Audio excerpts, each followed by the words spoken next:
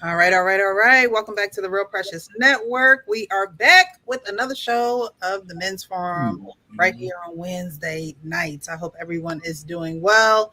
When you come in, hit that like button, share, subscribe, hit that bell notification so you know when we are live. Guys, how are you doing this evening? I'm Good. How you fine. doing?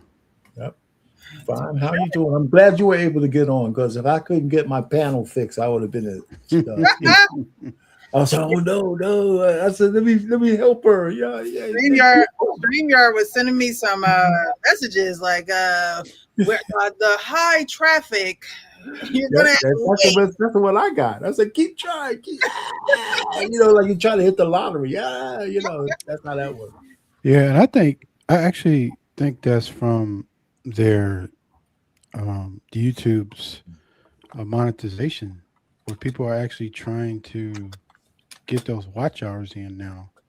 Because they changed the monetization standards coming in February next year.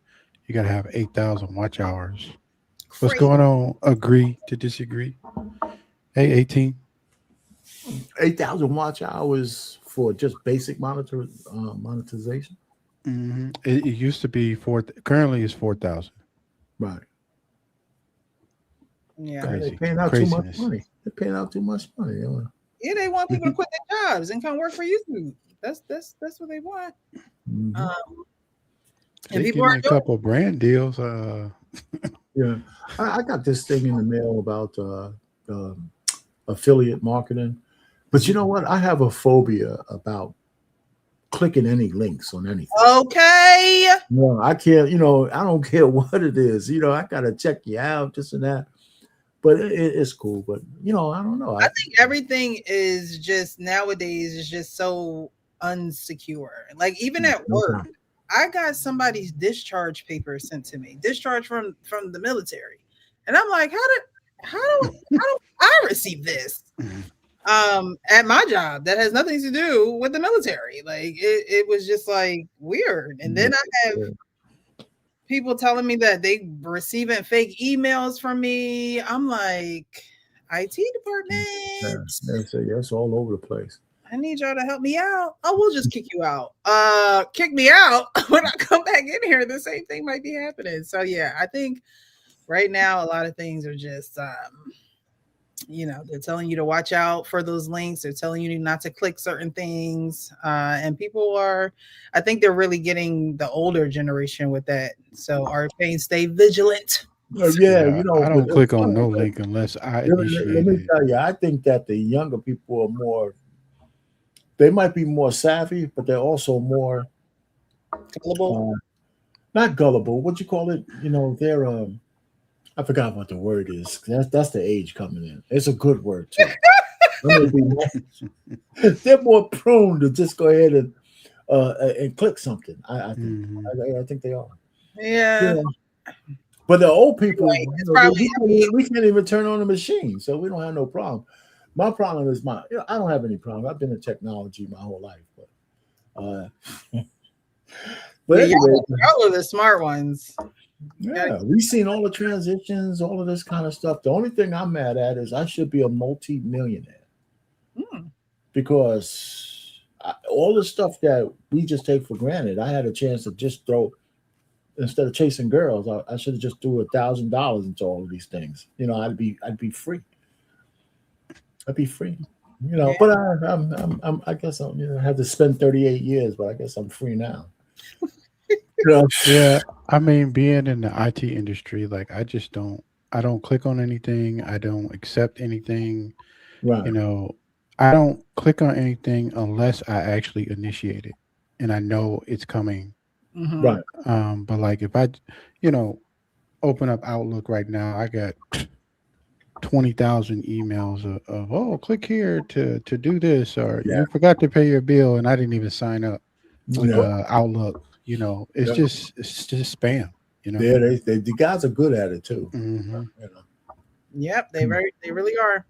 We have to go through those trainings all the time at work. Ninja. You ever heard of that? Y'all heard of it? Leon, you heard of Ninja? No, Mm-mm. No? Oh. Mm-mm. don't have it. It's just I like trainings that we have to go through at work to remind us not to, click this and phishing email this and yeah. Yeah. All right, guys. So we're gonna get started with the show. Thank you guys so much for joining. Fishing a Fig. Good evening, everyone. Happy Wednesday evening to you as well. I see agree to disagree in the chat as well. Thank you so much for being here. Definitely hit that like button, share, and subscribe. We're gonna get started with a video that I saw, just kind of a icebreaker, but I saw this concept that Oprah Winfrey was talking about, silently quitting marriages. And I don't have any of those videos queued. However, I do have them. Maybe we'll go over it more in depth in another show.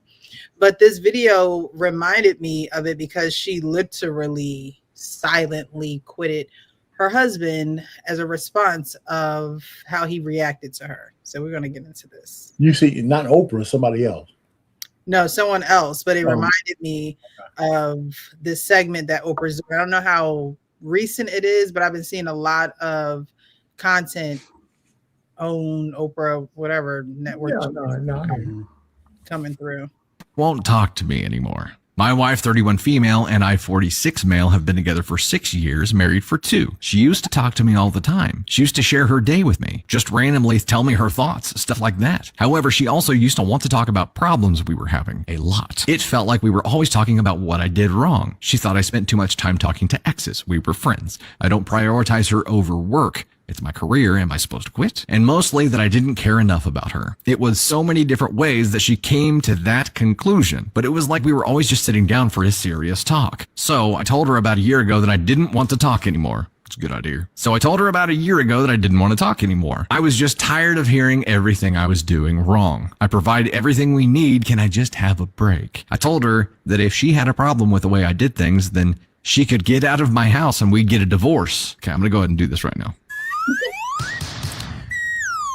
She told me that she was trying to communicate because she didn't feel appreciated and that I had one foot out the door. But I think that's ridiculous. I know it's harsh, but I was at my wit's end. So now, a year later, she barely talks to me at all. When I ask her about her day, she says, fine. When I talk to her about work or politics or my day, she says, oh, wow, cool, and walks away. Her attitude isn't bad. She's very sweet, but it's just like she doesn't care anymore. I didn't want to talk about her problems anymore, but I didn't mean stop talking, period. We really don't talk about anything that doesn't have to do with our life or household. In the evening, she just turns on the TV and we watch something until bed. Now, I don't know what to do because I just found out today that she won a pretty big award at her job and she didn't tell me. Last Friday, she said she had to work late and it was cool. I didn't ask. Today, I found out that she was really at a dinner where she was celebrated for this award. She invited some of her friends and her mom and her brothers. I ran into her brother at the store today and he mentioned the dinner and said that he was sorry I couldn't make it. I asked what he meant and he said at the dinner how I wasn't able to go because I was sick. I asked him to explain the whole thing to me, so now he knows too. What am I supposed to do? Is she punishing me or something? Do I tell her that I know? Why wouldn't she tell me? I didn't think she'd take it this far, and now I'm thinking she's being petty. Does anyone have experience here? I love my wife and I'd do anything for her, but I'm so confused. Edit, wow, a lot of comments. A couple people are asking about the exes. I have close contact with 3 of my exes. Oh wait, he says have. Wife brought up an issue with this. I would expect to see a had, but it's have. Close contact with 3 of my exes. My previous wife calls me when she needs to talk. Her and her husband don't get along. I have 2 ex-girlfriends who I'm still friends with, and I was friends with them when I met my wife now. My wife doesn't like them because she says they crossed boundaries, but honest to God, they are just friendly and we ended in good terms. It's nothing serious and I just don't want to give my friends up. Edit 2, you're right. Tried to talk to her last night. It didn't go well. I'll update later when I can get my thoughts together. You done lost your damn mind. When you get your damn mind, you call me. Man,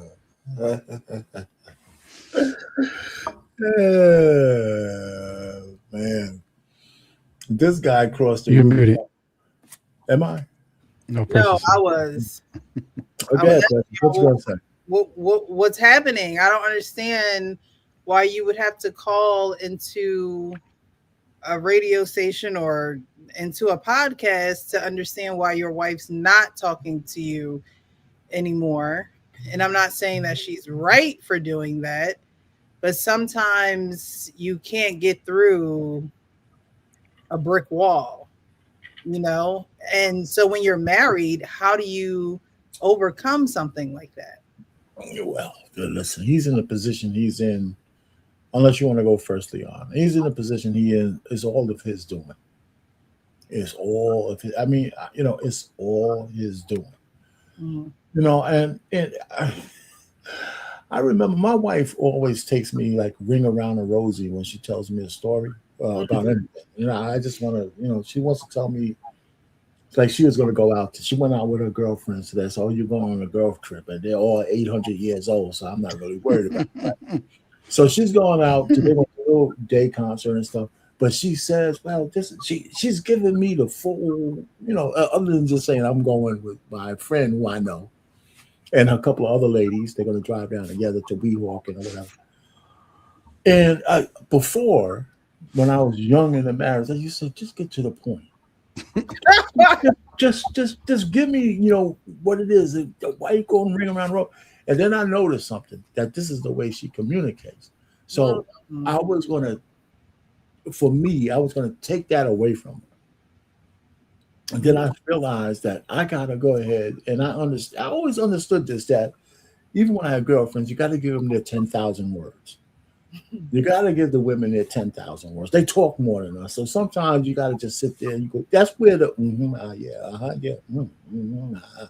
So you learn that. But I don't do that to her. But I stopped telling her to stop going around the rosy because now I think it's cute. You just like to hear it now. I just let her go. And then, it's so funny when she realizes she's going around the rosy. She's like, then she'll get to the point. She said, now you feel better, don't you? I said, nah, I like to hear you talk.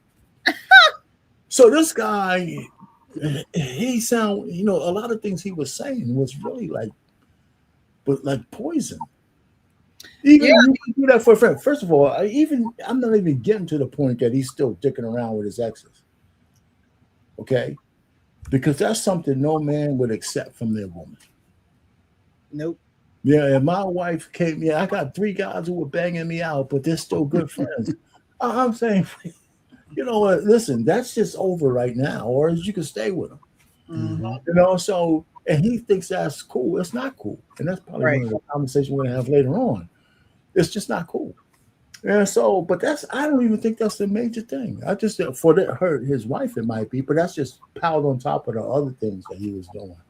He's just not a good husband. Yeah, I mean, that's my opinion of him. Now she might have her flaws, but all her flaws was laid out where if he was the right kind of guy, she would have probably been willing to fix him because she wanted the conversation. And he was, you're bothering me. That's my take on it. Yeah, we actually talked about this last night, and it's about communication. It's about how you actually communicate with people and do they understand what you're communicating. And yeah, like why are you still talking to people in your past? You have a wife for a reason. Like why do you consistently talk to these other women? And I'm sure she has voiced her opinion in many different ways about how she did not like this. And he refused, it seemed like, to let a piece of that of his life go. He didn't want to because they were quote unquote friends, whatever that means. But yeah, I'm sure she told him in many different ways, in many different conversations, about how she didn't like that. And, she probably in some way felt disrespected because he was going to them or they was leaning on him when these other individuals have partners already that they should be leaning into. Absolutely. Yeah, I mean, talking to the ex-wife, the ex-girlfriends, like, why are you still connected to those people? You know what I mean? Why? And, we don't know if there were still sexual connections there, but imagine, I couldn't imagine, like, if you're friends, okay, I could understand your friends, but you still have history, sexual history with one another. Mm-hmm. So not only do you have that type of history with one another, but now when I try to talk to you, you don't want to talk to me, but it's easy for you to just pick up your phone and talk to your ex-wife or talk to your ex-girlfriend. And that is an insult, a slap in the face to the person that you married. No doubt. But just think about it. And he didn't even mention they had any kids, like he had any previous children, which would even give an excuse. It sounded like these was just women he was with before. Or else he might have mentioned, I share a kid with this woman, or I share a kid with that woman. So I'm assuming he don't have no kids with these women. And then when he mentioned that he talks to one of them about her husband, right? So now he's absorbing her emotional needs to satisfy her when he's got problems in the home. That's crazy. I mean, that's what do you do? And here's the other thing. This is a man code. We really don't. I know women don't like this shit. We don't do all this stuff for women for free. We don't do all this stuff for women for free. We don't. Shit, what are you talking about? I mean, come on. There's got to be, so he's wrong. He's absolutely wrong because, listen, I mean, I understand if you know somebody at a distance and your acquaintances and your paths cross, that's one thing. But 3 girlfriends you're still in touch with, that's crazy. And the ex-wife. And that's like, yeah, I'm out. Yeah, Now, do you think would never accept from a woman. Never. Do you think things like this are detectable early on, or do you think that people get married and then a different person emerges out of them? Because I've heard both sides of this coin. Well, it sounds like she knew for a long time. It's true. I mean, let me just be real quick. I don't know what her vetting thing was, but it sounded like he didn't give up. I think she knew about these women, and she expected him not to. And the only thing I want to have is anecdotal stuff. I know when I first started courting my wife, all of the conversations, all of the phone calls that she might have gotten who I didn't know who was on the other line, they just stopped. Mm-hmm. I mean, they just stopped, right? Because your people who call you really don't know who's there. So, and it didn't last long. Within a week or two, it was no, I got to take this, I got to take, all that shit was gone. Mm-hmm. It was gone. So I felt real comfortable that she wasn't trying to play this game because she was on top of me all the time. God damn it. So I mean, I got to keep this woman. Yeah, shit. So anyway, I mean, those are the kind of things because I don't ask those kind of questions too much because I got to be able to sense that you're actually doing like that. I mean, I never asked my wife, well, how many lovers did you have? And all this shit like that. I don't want to know. Right. I just want to know whether you could cleave and bond to me. And that was just, you know what? These forums, I got to get off these forums. I'm talking too much. So because when I met my wife, she was at a party with this other guy, right? And every so often, she was at the party I met her at. And they had some kind of spat. I didn't know this at the time. Mm-hmm. And I said, listen, if it wasn't for me saving you from this guy, your life would be a living hell with this dude. I tease her on that, And so they broke up that night, right? From what I understand. So I was just fooling around with her. I said, so how was he? I said just bullshit over the dinner table. So how was he? She said, she looked at me like I was crazy, man. This shit was funny as hell because you got to know my wife. She got such and such a humor. I said, well, you broke up with this guy, blah, blah, blah. I said, well, how was it? Hey, my wife wanted to kick my ass for even bringing back the memories. Yeah, like I didn't even answer that question. And she was funny. I think she was shocked that I wouldn't even ask. Yeah. How was he, baby? I mean, I could play with my wife like that. I don't do it that often, but I thought it was funny. She said, yeah, you think that's funny, man. Yeah, because so I'm like I said, I'm a secure man. Yeah, y'all say that. Y'all say that. Yeah, she would have said, yeah, man. If she would have came back and said, yeah, man, he was slinging big donkey. Is that what you want to hear? Right. Like, what exactly do you want to hear in this moment? It sounds more. In the moment, it was funny as hell. At least I laughed my ass. Yeah.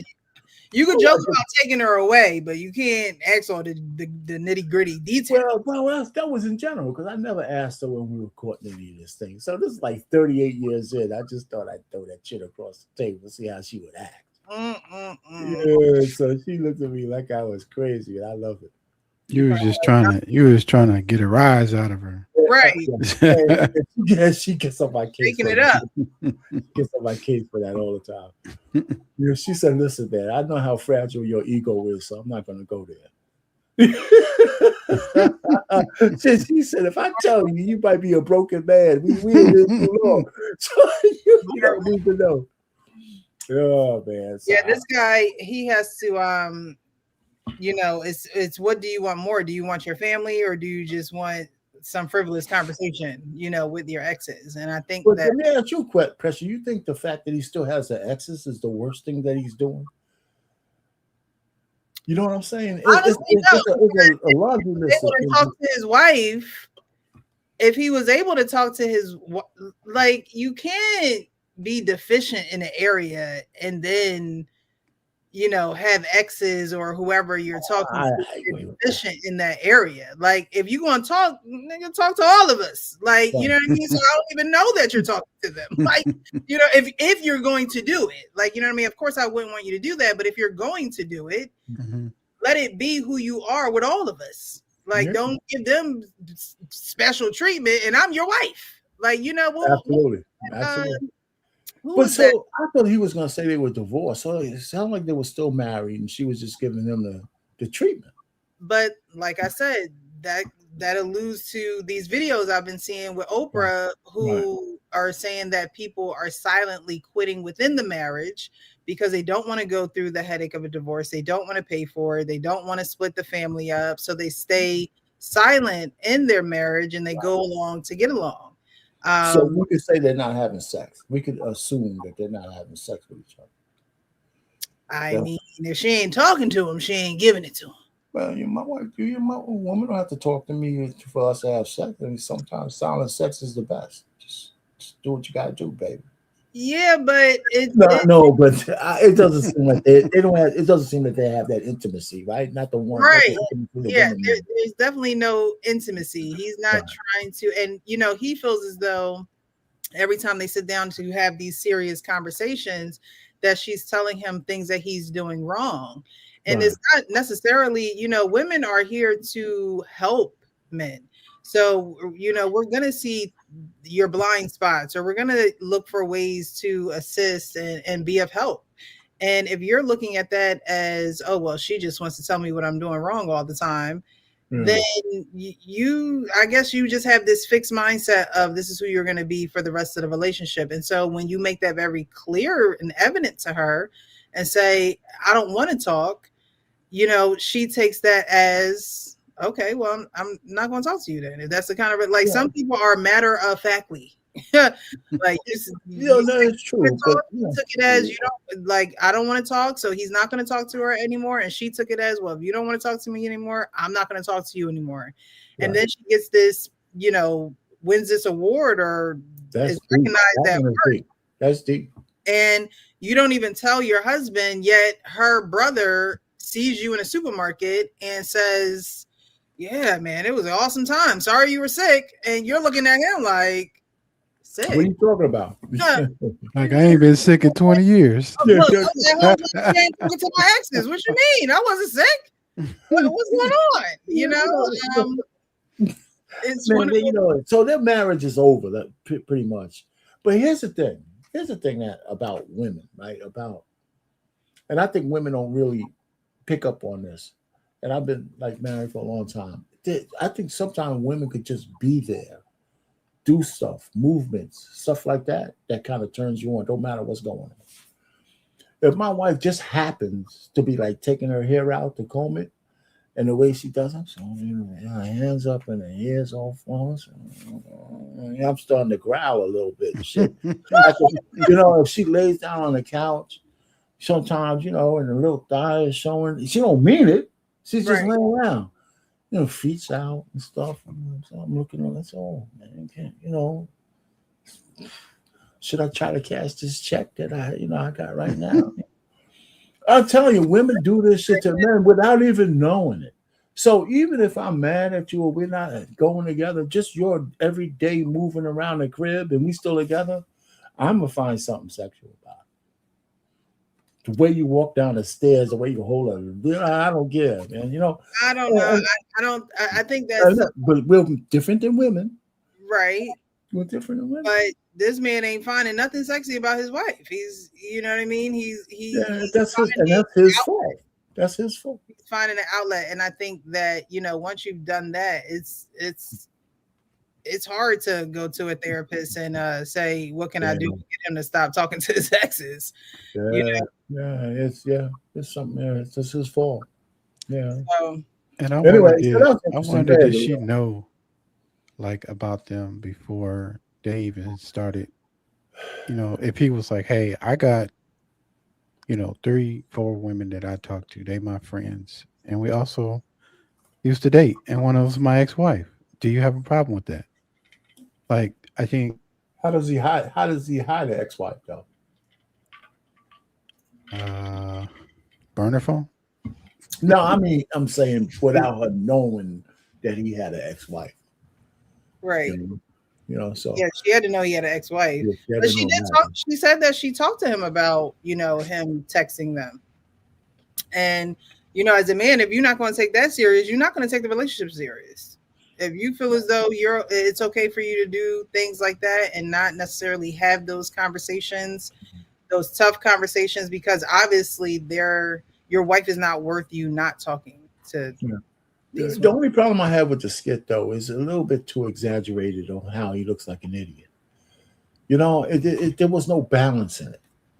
He's asking these questions on this live stream, and he's saying all kinds of stuff that unless you are purposely obtuse, you just your words should be able to tell you where you're making your mistakes, Right. right? That's why after we watched the video and I was on mute, I'm like, I don't understand how he's not understanding. That's my. I know. Even if it was a skit, they're trying to was like use a hyperbole to get a point across on a Mhm. bad way you can handle things, and maybe that's not what they were doing, but that's what I was taking in, and I'm just running with it Mhm. because at every turn, this guy sounded like an idiot to me, right? And But, unfortunately, sometimes women deal with men just like that. They will tell them what is on their mind. They will tell them, what is bothering them, the things that are hindering the yeah, relationship for them in the relationship.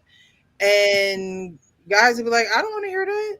I yeah, but they like divorced them. That's what the point is. They paying the divorced them. bills. I, Those are the kind of women that divorce, man. All right, right. We can't have an 80%, 70, 80% women divorce rate with a woman in this modern era putting up with that crap. They leave. or are they silently quitting their marriage and they stay and they're just not happily married? Yeah. Because we talk about the divorce rate being very high and we talk about women initiating divorces, but I think there No, are men who quietly quit their marriages as well. no, I don't disagree with that. But a woman usually don't have the modern woman. I don't think has a tolerance for that anymore. That's why they get so much. That's why the divorce rate's so high. At least part of it, right? I mean, they're divorcing what they call good men now. So I can imagine. I can't imagine a woman staying with that kind of guy, especially if she has any kind of je ne sais quoi left. Mm-hmm. You know, and so I mean, I'm not saying it doesn't happen. But I'm surprised that she would actually put up with it because nobody would fault her for leaving and taking half her shit on the way out. Well, I think in the beginning they said that they were together for 6 years, 6 years and then married 2 years married. They were hanging out with each other for 6 years. I think married for 2 or something like that. Maybe the opposite. I don't know. right. But it's So, like, hey, with that yeah, being said, this is a woman, like you said, she ain't got no more je ne sais quoi. Okay, she's one of those women that's like, I gave him everything. I gave him but my all. in 8 years, get out of here.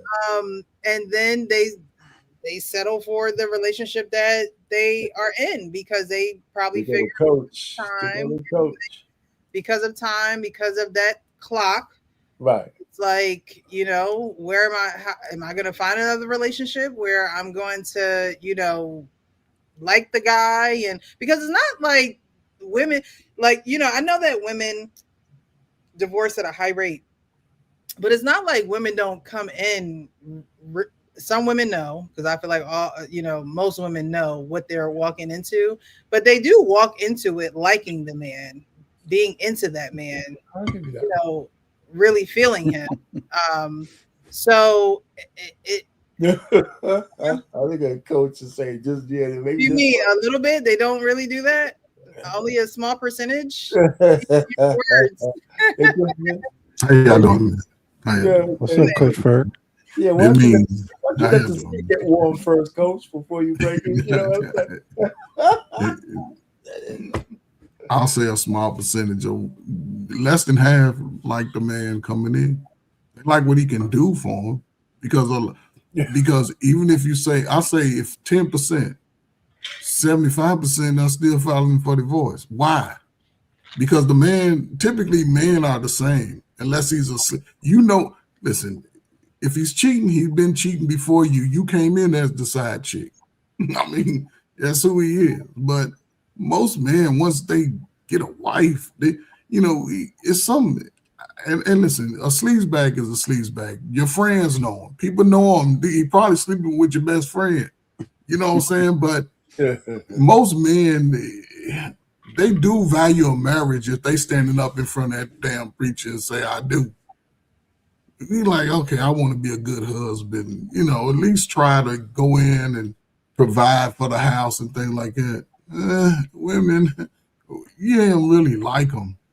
Because people got to face their own life. Like, they don't really like the dude.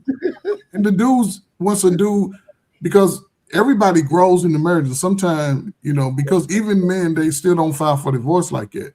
Your wife had to be doing some slutty shit out there to file for divorce. Arguing with a woman, you're like, all right, you know what I'm saying? But yeah. And I hear you when you say, men, they not really filing for divorce. But I think, and this is just my opinion, I think that when men commit to marriage, and when that does, they don't want to fail at it either. That's true. Just like a lot of things in their lives, a career, a hobby, but something such as marriage, especially a man who is going to 90% of the time make a family with this woman as well. They don't want to fail at the idea of not being successful in the marriage. Sometimes I feel like that has nothing to do with the woman. But the woman is the focus of the marriage. That has everything to do with. Explain that. Go ahead. Well, it has everything to do with not failing, right? Like as a man, you're not going to want to fail, and then if you take on something as serious and as huge and as big as marriage, including other people in your family, including, you're marrying your wife's family and just integrating everyone into one, right? After you do that, you don't want to be looked at as a failure. Yeah, but the woman has everything to do. The woman has everything to do with that. Yes, because like I said, I've failed tests before, and some of them I can forget the day after. Mm-hmm. But if I have a test with a woman that I thought that I vetted to the utmost, and she up and says, you know what, it was good while it lasted, but you had your turn. It was a long, and now your turn's over. Mm-hmm. I failed, but that F is bright red. If that F ain't the same kind of F. I know. That's a gorilla F. I know. But it has everything to do with the woman. Right. Yes, it has something to do with the woman, but at the end of the day, men's egos are fragile.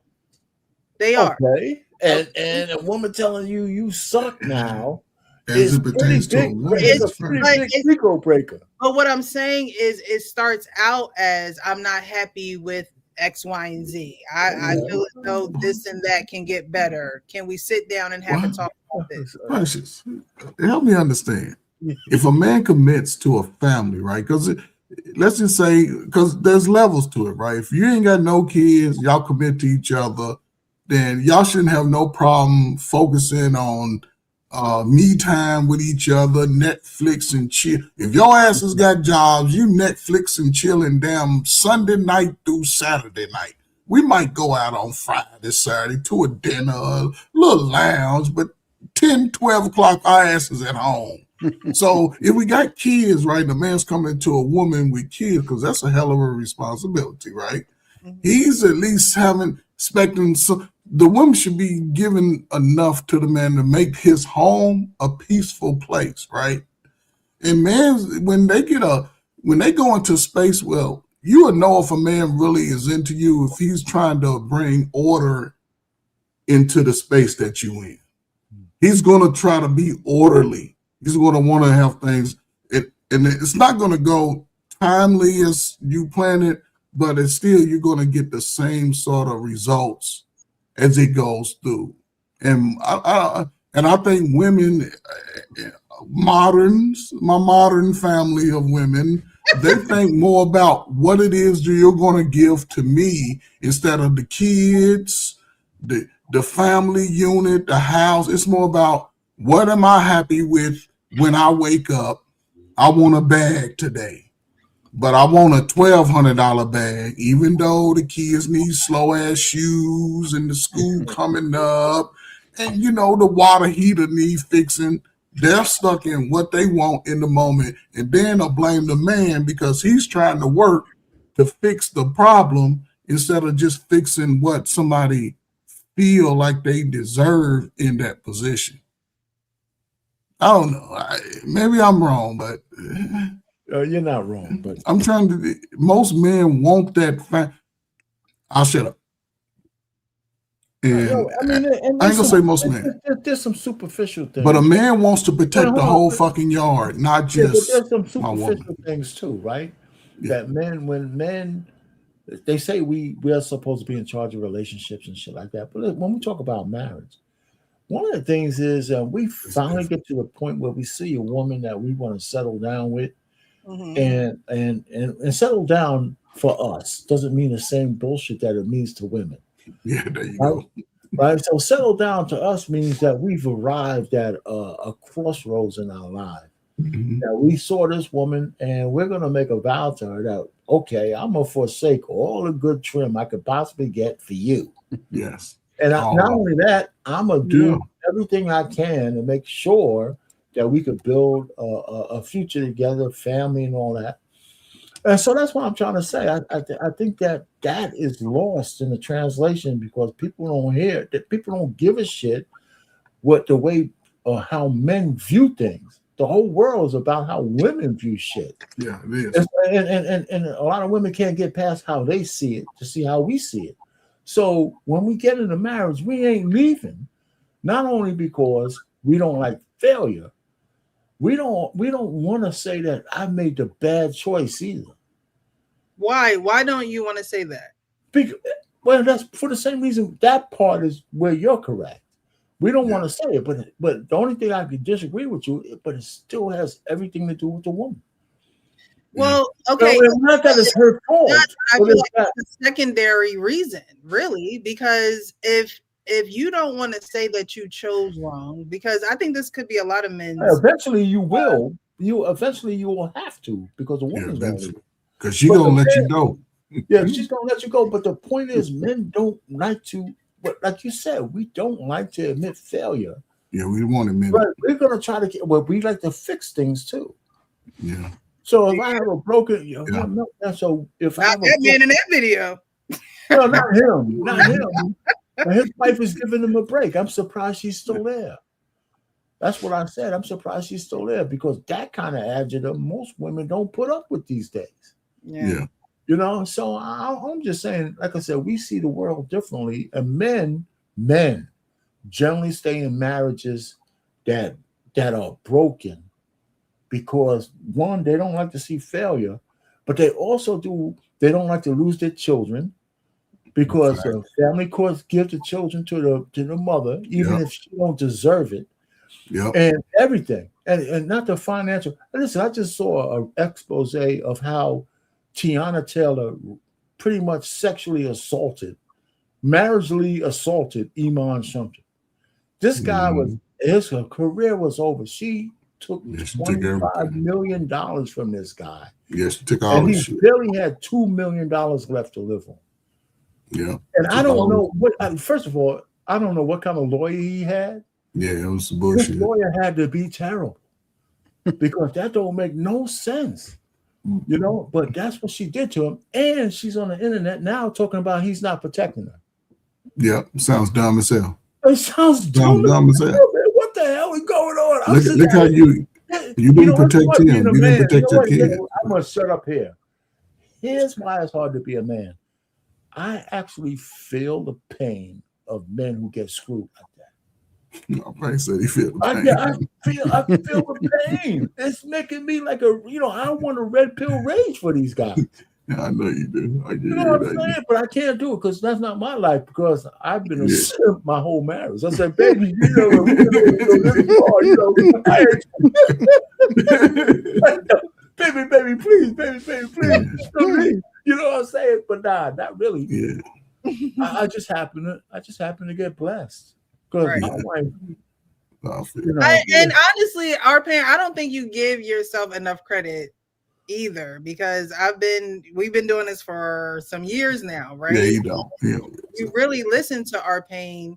You listen to what he did as a man to prepare for his wife. So yes, you were blessed, but you also did the work as a man to be able to give and for your wife to be able to receive from you. And so that's why it works. You know what I mean? And so it takes both parties putting the work in. And she was a wife. She was, you know, I don't know if I can say women are born wives, but when you saw her, she was a wife. Right? Enough for you to wife her up. So, you know, you can't, you know, I know that men like to, you know, I'm gonna get them brownie points tonight because she but at the end of the day, you got to give yourself credit too, because not a lot of men take that sabbatical from having sex. And so that desire to want to have multiple women is still there, even that you love. You know what I mean? Like, they needed to. What we talking about? I mean, a lot of men need to, but they don't want to. They don't want to admit that. A lot of men need to do it. Yeah. Yeah, because that desire, they're not. I appreciate that. I appreciate you saying that. I appreciate you saying that, Precious. I really do. Yeah, I'm paying him to give himself one of the things I have is I got stories. I mean, the night I met my wife, I might have said this. The party was in a cul-de-sac in a place that it was Scotch Plains, and I'd never been there before. And I was coming from Orange. I had lost a contact lens. Oh shit! I couldn't, and it's dark. I couldn't see the signs. I couldn't see shit there to get there. So somehow I stumbled upon this party, you know, and I couldn't wear my glasses because they were like this thick, right? So I couldn't wear them at the party. So I'm in the party with one contact lens on. Dang, you know, I didn't tell none of this shit till afterwards, you know. And so I felt it was like some kind of thing just drew me to that party because I knew about the party because her friend worked with me, but I had forgotten about it. But I said, there's something I should be doing tonight. And that's holy shit, is a party. And so when I got in my car, I had to drive. It must have been I was in East Orange. Dang. To drive to Scotch Plain.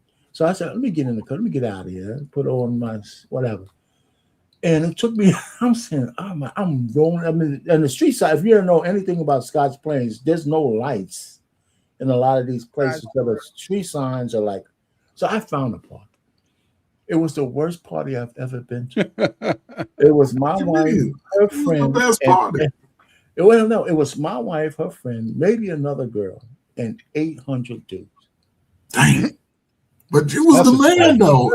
You went and got what you needed. But that's what led up to my thing, you know, what I saw. I just said, you know, I said whatever I said to her. But so to me, when I look back on that, it was like kind of because, you know, I'm a heathen, but I think I have a little bit of spirituality left.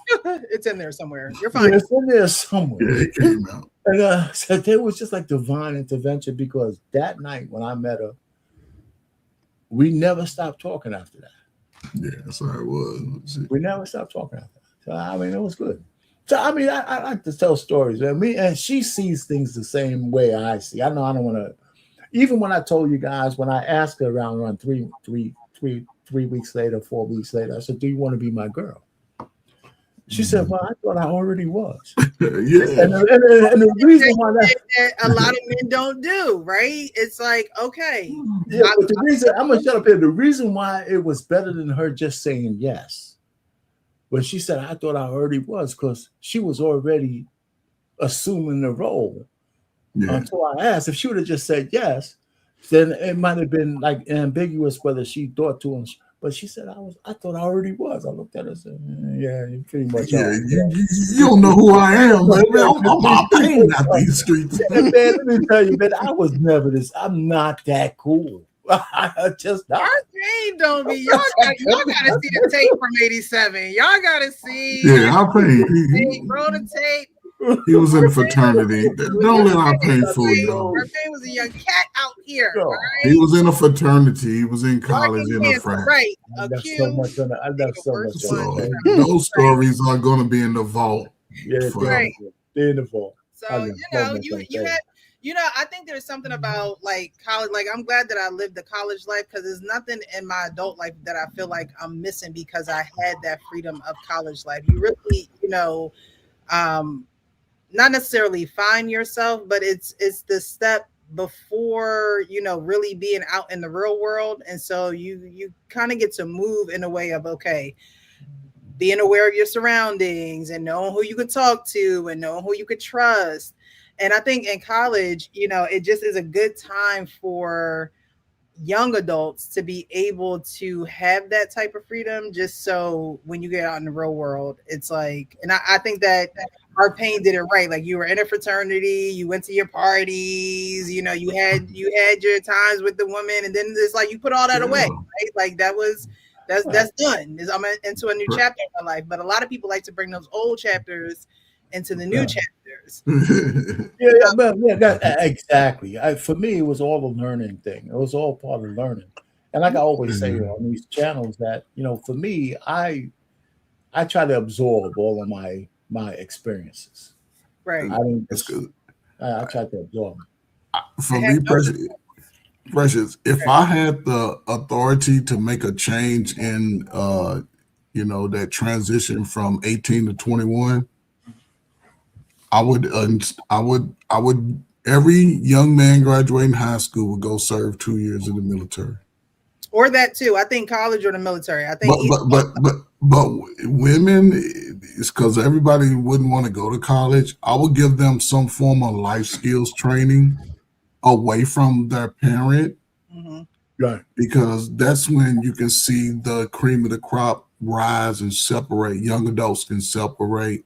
I would take my my top learners in school. Okay, you gotta so you go into college, and then at some point, if say you try college and you realize that wasn't it, then you can either go to the military, or if you was in the military, you did a couple of years. Then if you wanted to go to college that way, that capacity, because those people seem to find each other. I know more so people find each other in the military than they do college. Especially for us, because college for us, some reason is just to have fun and think about your career as being a sensational, independent person and not building that family. But a lot of people, when they go in the military, for some reason, whether they end up being divorced, they typically can find somebody to marry. In a sense, it's just a different environment, but both are allowed to expand upon career choices, because the Well, yeah, military gonna make sure you're successful. right. If That's you what we're gonna say. listen. If you in the military, yeah, you better find somebody because you're already on your career path. So most people in college are out. Not really in the Yeah, military, but you because you're it's almost like you're signing on the dotted line that you will be successful, like you said. Like you're on the track to success. As long as you keep going, but, you're on that track to success. yeah, And some types of freedoms. You're working for our country, but at the end of the day, you still get to explore and travel and see things that you just don't see at your local PWI or your HBCU. You just, you just don't. So, you're on a road. Someone is more enticed to be joined with you because that's probably going to be a part of their life as well in some capacity. Whereas in college, you broke. You don't know, like the end of that 4 years, you can turn into a whole crackhead. Who knows? Like you know, what I mean? Like, who knows? So pick wisely, guys. I don't think most college graduates end up smoking dope. It's them dudes. Saying, you know what I mean? You're not watched. You're not disciplined. The pressures of money. The difference is the pressures of money are not there. Right. Military, you don't have the pressure of money because you know you're going to get your pay. There's opportunity for promotion before the age of 21. You can be in a position of leadership. Being an adult in the military. Yeah, you sort of from an 18-year-old into an adult. In college, you can still frolic as a kid. Yeah, you can still frolic. Yeah, you can't frolic like that in the military. And so it'd be interesting to see going forward because y'all gonna stay single forever. Y'all going at 25 and 35 and 45 and single to the dirt. Y'all gonna return back to the dirt as single people. We came in this joint single. What's Lord, see, there we go, right there. There we go. I'm gonna find somebody over the winter time. Here we go. I'm gonna find somebody. I need to come to a wedding from somebody from YouTube in 27. Somebody. So we just have to put a feel out there to some handsome dude and say, listen, man, what are you doing, man? Because I know this lady, we call her Precious. That's how they used to do it back in the day. We've gotten away from that. Her name is Precious. But we're gonna bring it back, Precious. That should tell you everything you need to know. There you go. Right? Who is that? But then again, now we got to put our credibility on the line. We put this guy, and he turns out to be a cupcake, then we can never live. Yeah, he'd be a cupcake. We can't get. Listen, man, if you talk to this chick, man, you better come correct because I don't know my name is on the line. That's what we got to find the whole cupcake. Oh gosh! All right, so I'm going to. R-Pain, are you still down to read? Yeah, let's do it. All right. So I don't know if you guys follow. If I sound like a third grader, you gotta forgive me. I can't see. You got both your contacts in, don't you? Yeah, I got both my contacts in. I think I can read the bubble. I'll get to it, man. There is a content creator on Instagram. I believe it's a he on Instagram, TikTok. You can find them all over there. Black Tunes, but he makes black cartoons with real issues. All right, hold on now. All right, there we go. So he makes cartoons with real relational issues, and I thought this one was interesting. So I'm gonna start, and R-Pain, you just fall right on in. All right, R-Pain, are you there? Yeah, I got you. Okay, just making sure. All right. Hey, babe, I think I'm gonna take that job. You mean the one you said it's going to stress you out, having you all tired and depressed? Yeah, but that salary, though. Jazz, you don't have to put yourself through all of that for the money. I make enough. Let me take care of you. That's sweet, but no, we're not going to do all that.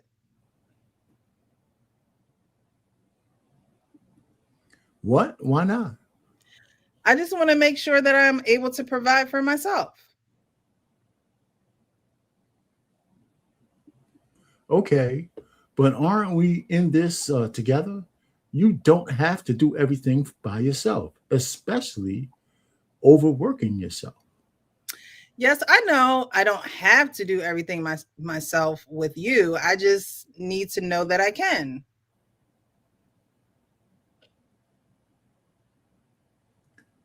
Or is that mine or yours? I think you got it. I think you got the first part. That's you. Is it? Okay, it's me. Okay. Life is crazy. It's unpredictable. That's going to her. The pink is him. Yeah, it's pink is me. I think that one goes to you, and then I get the Oh, pink. life is crazy. It's unpredictable. You never know what could happen to me, you, or us. What are you saying? You think we aren't gonna make it? We're literally about to move in together soon. Bing, bing, flags.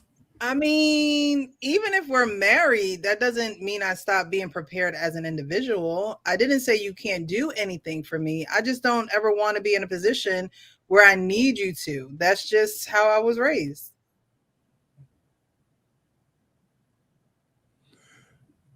I don't ever want I don't ever want to need you is not something I want to hear from the woman I'm trying to build a life with.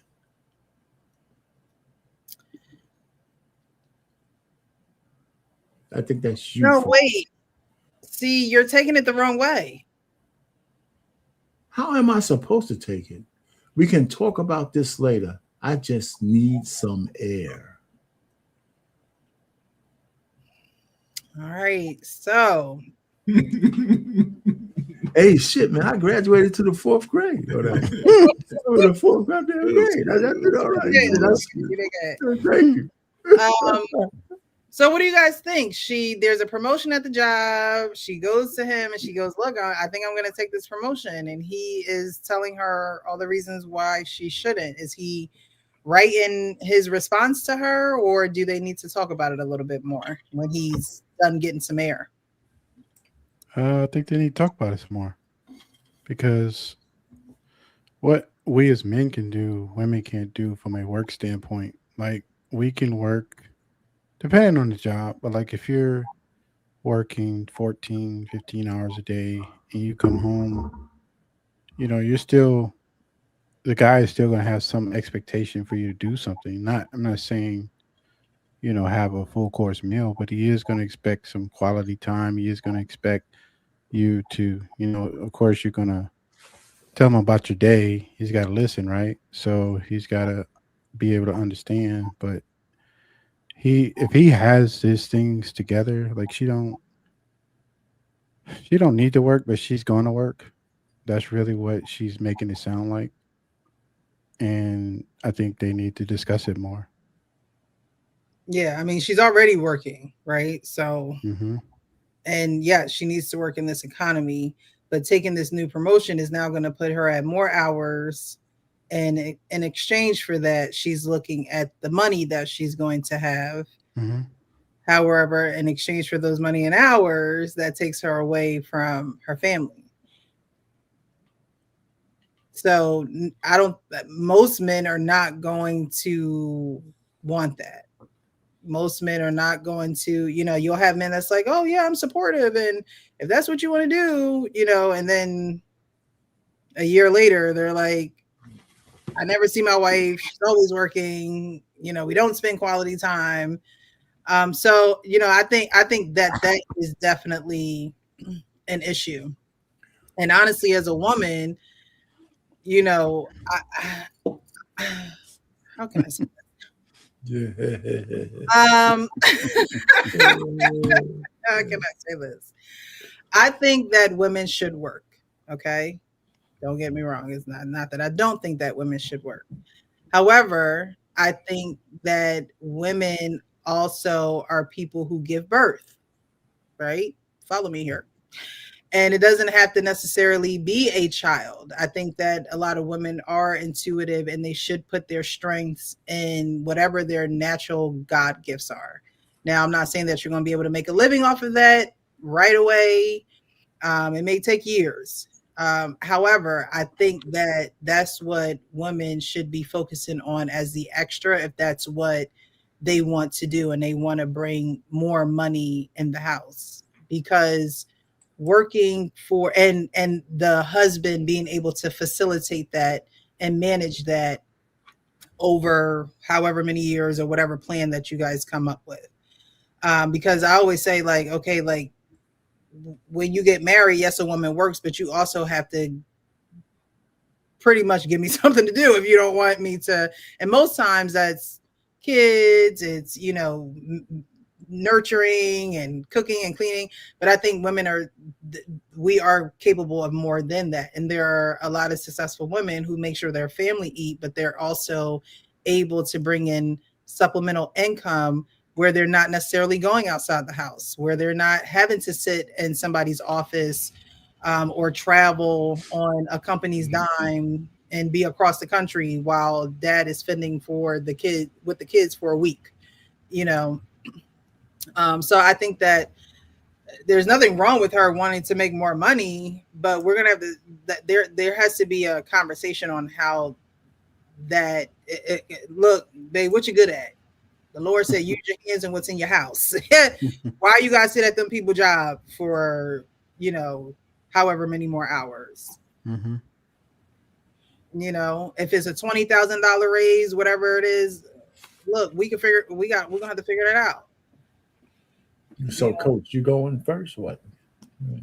Man, I was just listening, man, because listen, and I was thinking about this video, right? It's interesting, right? She's already expressed that it's going to stress her out. Because most black people, y'all niggas don't want to be in charge. Y'all just want to go do your little job and get off at 5:30. Because I got other shit to do. When they start talking about supervisors and all that, no, I don't want to be no supervisor. But then you think about it. If you have children, you got to think about their ages, where they are. Is it worth your money that you're going to get to buy more junk that you ain't going to invest in the slow kids education? You ain't taking them on no family vacations. You ain't doing the good stuff that your children can benefit from it. And then you're putting, because apparently they're not living together. They just boyfriend and girl. Yeah, you go work all that shit. You know what I'm saying? I ain't volunteering to take care of you unless you want to be in my space together. I've never volunteered to take care of a woman. Well, no, go work. Because when you working, I'm going to be doing me in my own spot. I ain't living with you in a spot and you working all day, come home, you're mad about stuff. I don't want to hear about your job. Are we eating? You know what I'm saying? Can I whoop your kids when they start talking stupid? Not even whoop them. Can I just snatch all that shit out of their room and be like, you sleep on the floor? Can I do the military stuff that I need to do? And I don't know. I've dated women with kids. We talked about job. I used to ask them, do you think you can handle that stress?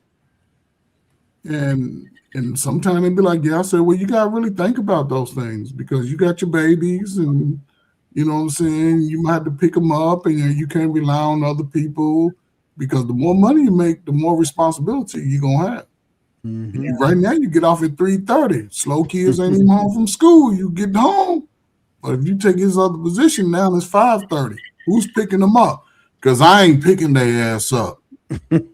I ain't doing it. Because one, I ain't got authority to do what I need to do for them. I ain't talking about buying them shit because I ain't buying them nothing. Because I used to always tell a woman, did a baby daddy pay child support? Because I'm not the child support. But I will make sure we eat and we got plenty of groceries and all our household needs are taken care of. I'm that, yes, but sometimes they put themselves through unnecessary stress. And you got a man that's willing to step in and say, hey, then at least if it's going cool, do that. If he's proven that he's responsible, allow him to be in that space. But it could be some things that could be temporary also. If you're trying to go from apartment to a house and maybe we can make some adjustments part-time, but I wouldn't recommend nobody doing it if they don't have full autonomy to control that house. Yeah, because once she say yes to the boss, they're saying yes to the boss, right? And I think a lot of women think that they can make these decisions on their own and the man got to either get with it or get lost when that's not how it goes. You might as well just stay single. You know what I mean? Stay single, make your money and keep it moving. But when you expect a man, a lot of times men don't like when you change the plan, right? I'm sure that they have spoken about this, and I'm sure that it's not his first time hearing about it. Like he said, you what you mean? The job that you said is going to stress you out? The one we were just talking about last week? How did you make the decision that now you're going to, is this coming from a scarcity mindset? Did you not have enough when you were growing up? I think that's, when you're in a relationship, you have to make each other feel secure in that way. And for some reason, she doesn't feel Well, secure. well, she got that from her mother, and she got that from generations of women telling them that stuff, telling her that. Listen. Okay, so they're not married, right? No. So my thing is, I would let her go ahead and do what she has to do. Yeah. Personally, I would say if we're just still trying to vet it, if she thinks because her overriding thing is that she doesn't want to be caught out there because she doesn't trust that he may be there forever. She don't trust him. She's hearing the shit he's saying, but her single mother and grandmother heard that same shit, and they got caught out there, and they told her never get caught out there. So as a man, you got to account for that. You got to account for that with the modern women. You just do. That's why when I hear guys talking about if I'm gonna get married, we got to have one pot. I wasn't hard over for that shit, man. My wife, because the same shit her mother told her. Don't get caught out there. Have some of your own, blah blah blah. And I said, I'm not gonna fight against that. I said, but here's the program. Here's the program. And it accomplished all of that kind of stuff. Here's the program. I said, listen, you're making your own money. We're gonna get together. We're gonna live at what I could afford. Mm-hmm. And here's what you're gonna do with your money. Right? You're gonna max out your 401k plan, right? You're not gonna bitch and moan that we can't buy the amenities because it's just my thing. And whatever you have left, here's how much you need to put in a communal pot.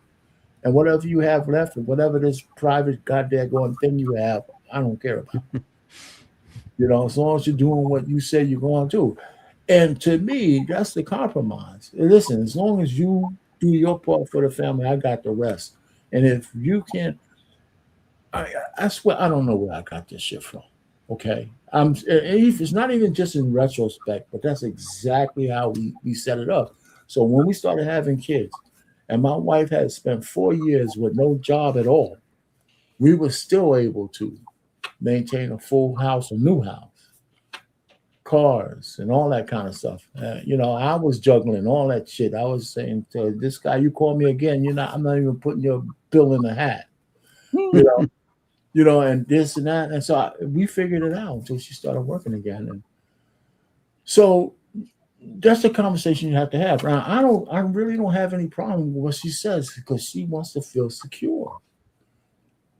And if she's living in the modern era, which this thing, let's say this cartoon is in the modern era, she has so many receipts that says that shit, I don't care what you say. Yeah, I might love you and all this shit, but if you leave me and I haven't worked for 10 years, my ass is up shit's creek. Your child support ain't going to fix that shit or whatever you have. I got to be prepared for the world, right? And so I don't have any problem with what she said. Now, it's up to him to be able to use that to his benefit, for whatever they're trying to build.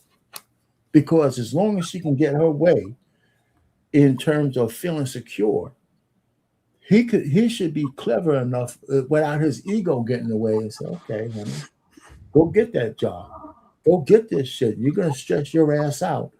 And I'm going to tell you, I don't want you bringing that home. You're going to have to be able to take that stress. But here's what you should do with your money so you can feel more secure. And we could do all that. That's how I would deal with it. Mm-hmm. Right? That's how I would do it. I mean, it sounds like I hear what you're saying. You probably put a pause on living together, right? Because would you still want to live with her?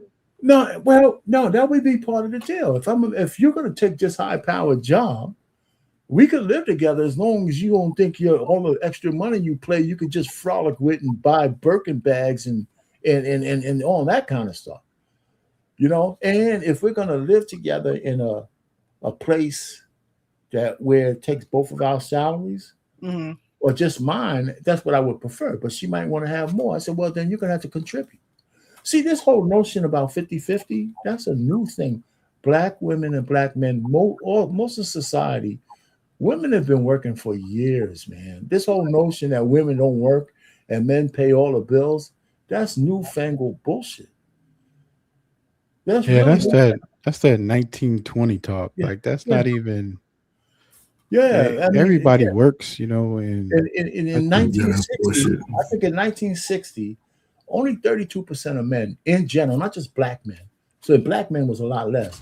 Only 32% of men was able to pay for a full household by themselves. That was Facts. in the 60s. You're right. Facts. copy So, 5% now.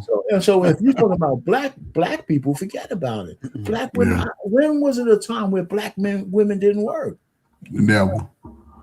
Never. You They know, clean so white you hear- women's house. I'm sorry. So I hear all these black women on these panels saying, "I want a guy like that." What are you talking about? They never ain't seen that It's shit. like 5% of men could do all of that shit, especially in this guy, and you want that kind of guy, and then you're mad if you're sharing a man. Yeah, it sounds If you dumb. want that guy, he's banging you out and 6 other women. And they know it too. That's That's poor just people's shut up. medicine. So I'm just saying, I'm sitting back here as an old fart. I got to make my own music because I can't listen to the shit that's going on today. And I hear all these people on these panels saying, you got to be out of your mind. Here's the real problem. A lot of these women are on panels with men and they never get challenged. Mm. They never get challenged. Never. I say, golly, man. It's just ridiculous. I mean, the panel that I was on, they was getting challenged. Huh? I'm talking about some of those real fun, those gay channels where they got a gay man over there sitting down there talking to Yeah. oh girl,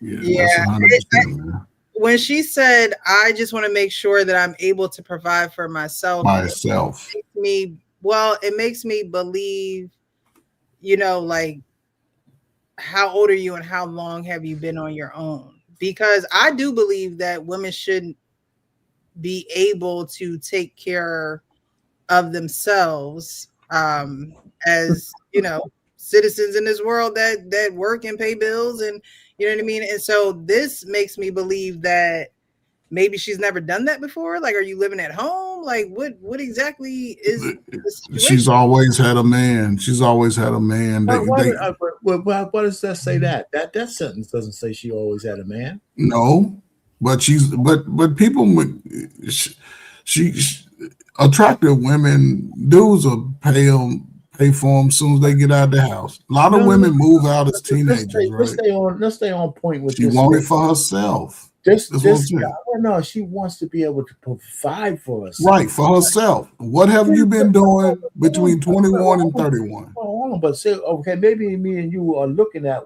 that sentence. I don't find anything negative in what she just said.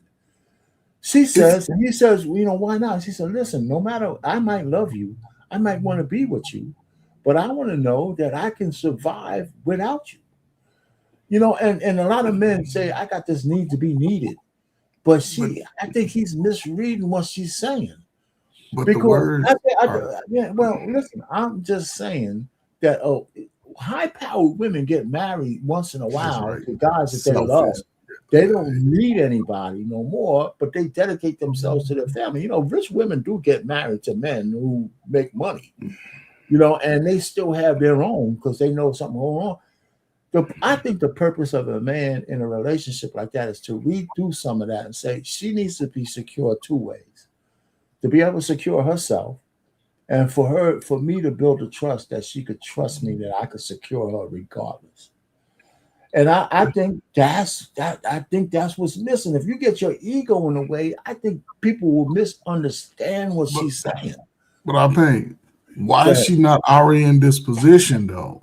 That's the thing. What you mean already? To take care of the position to take care of herself already. She should already be in that position. She can't evolve. No. She just got asked for. She just got a promotion. Right? But she ain't. No, but she's not.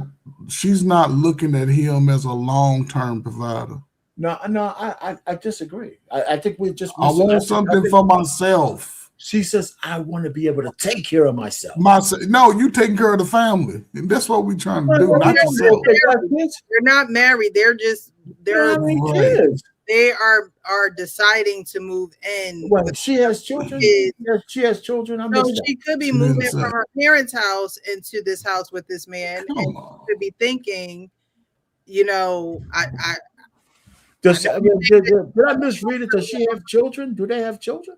That's not in there. So that's what I'm saying. I mean, listen, I take it that you're saying she's getting promoted, so it seems to me she has a job already. Yeah, she's been working, so she. Okay, so my point really is that she wants to still climb a little bit of the corporate ladder to more secure herself.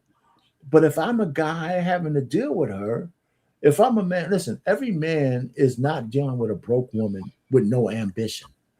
If I have a woman with ambition and stuff like that, and we're simpatico, she's not telling him she doesn't want him. She's not telling him she don't want to be in a relationship with him.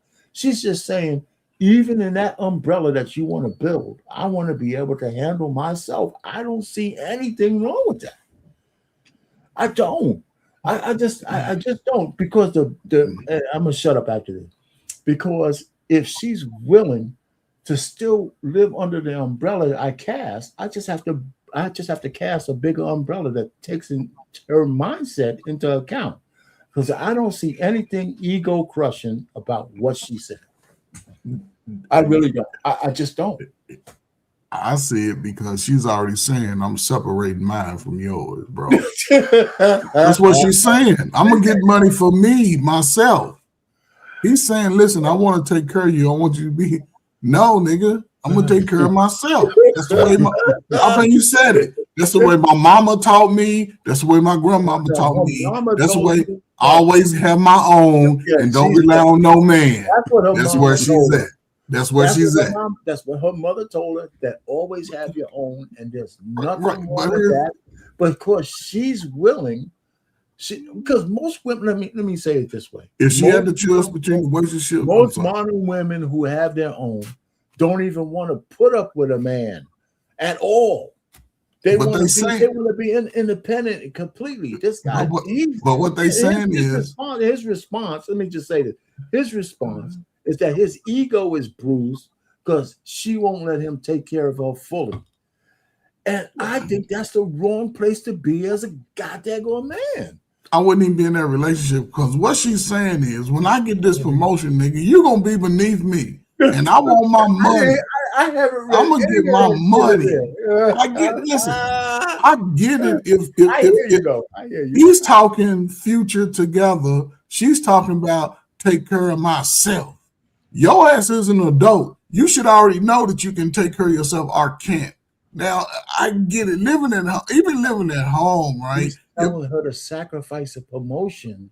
But she's already said, listen, all money ain't good money. No. You coming home stressed. I think she coming home stressed. She ain't giving up that monkey because she's crying about work. He's trying to get.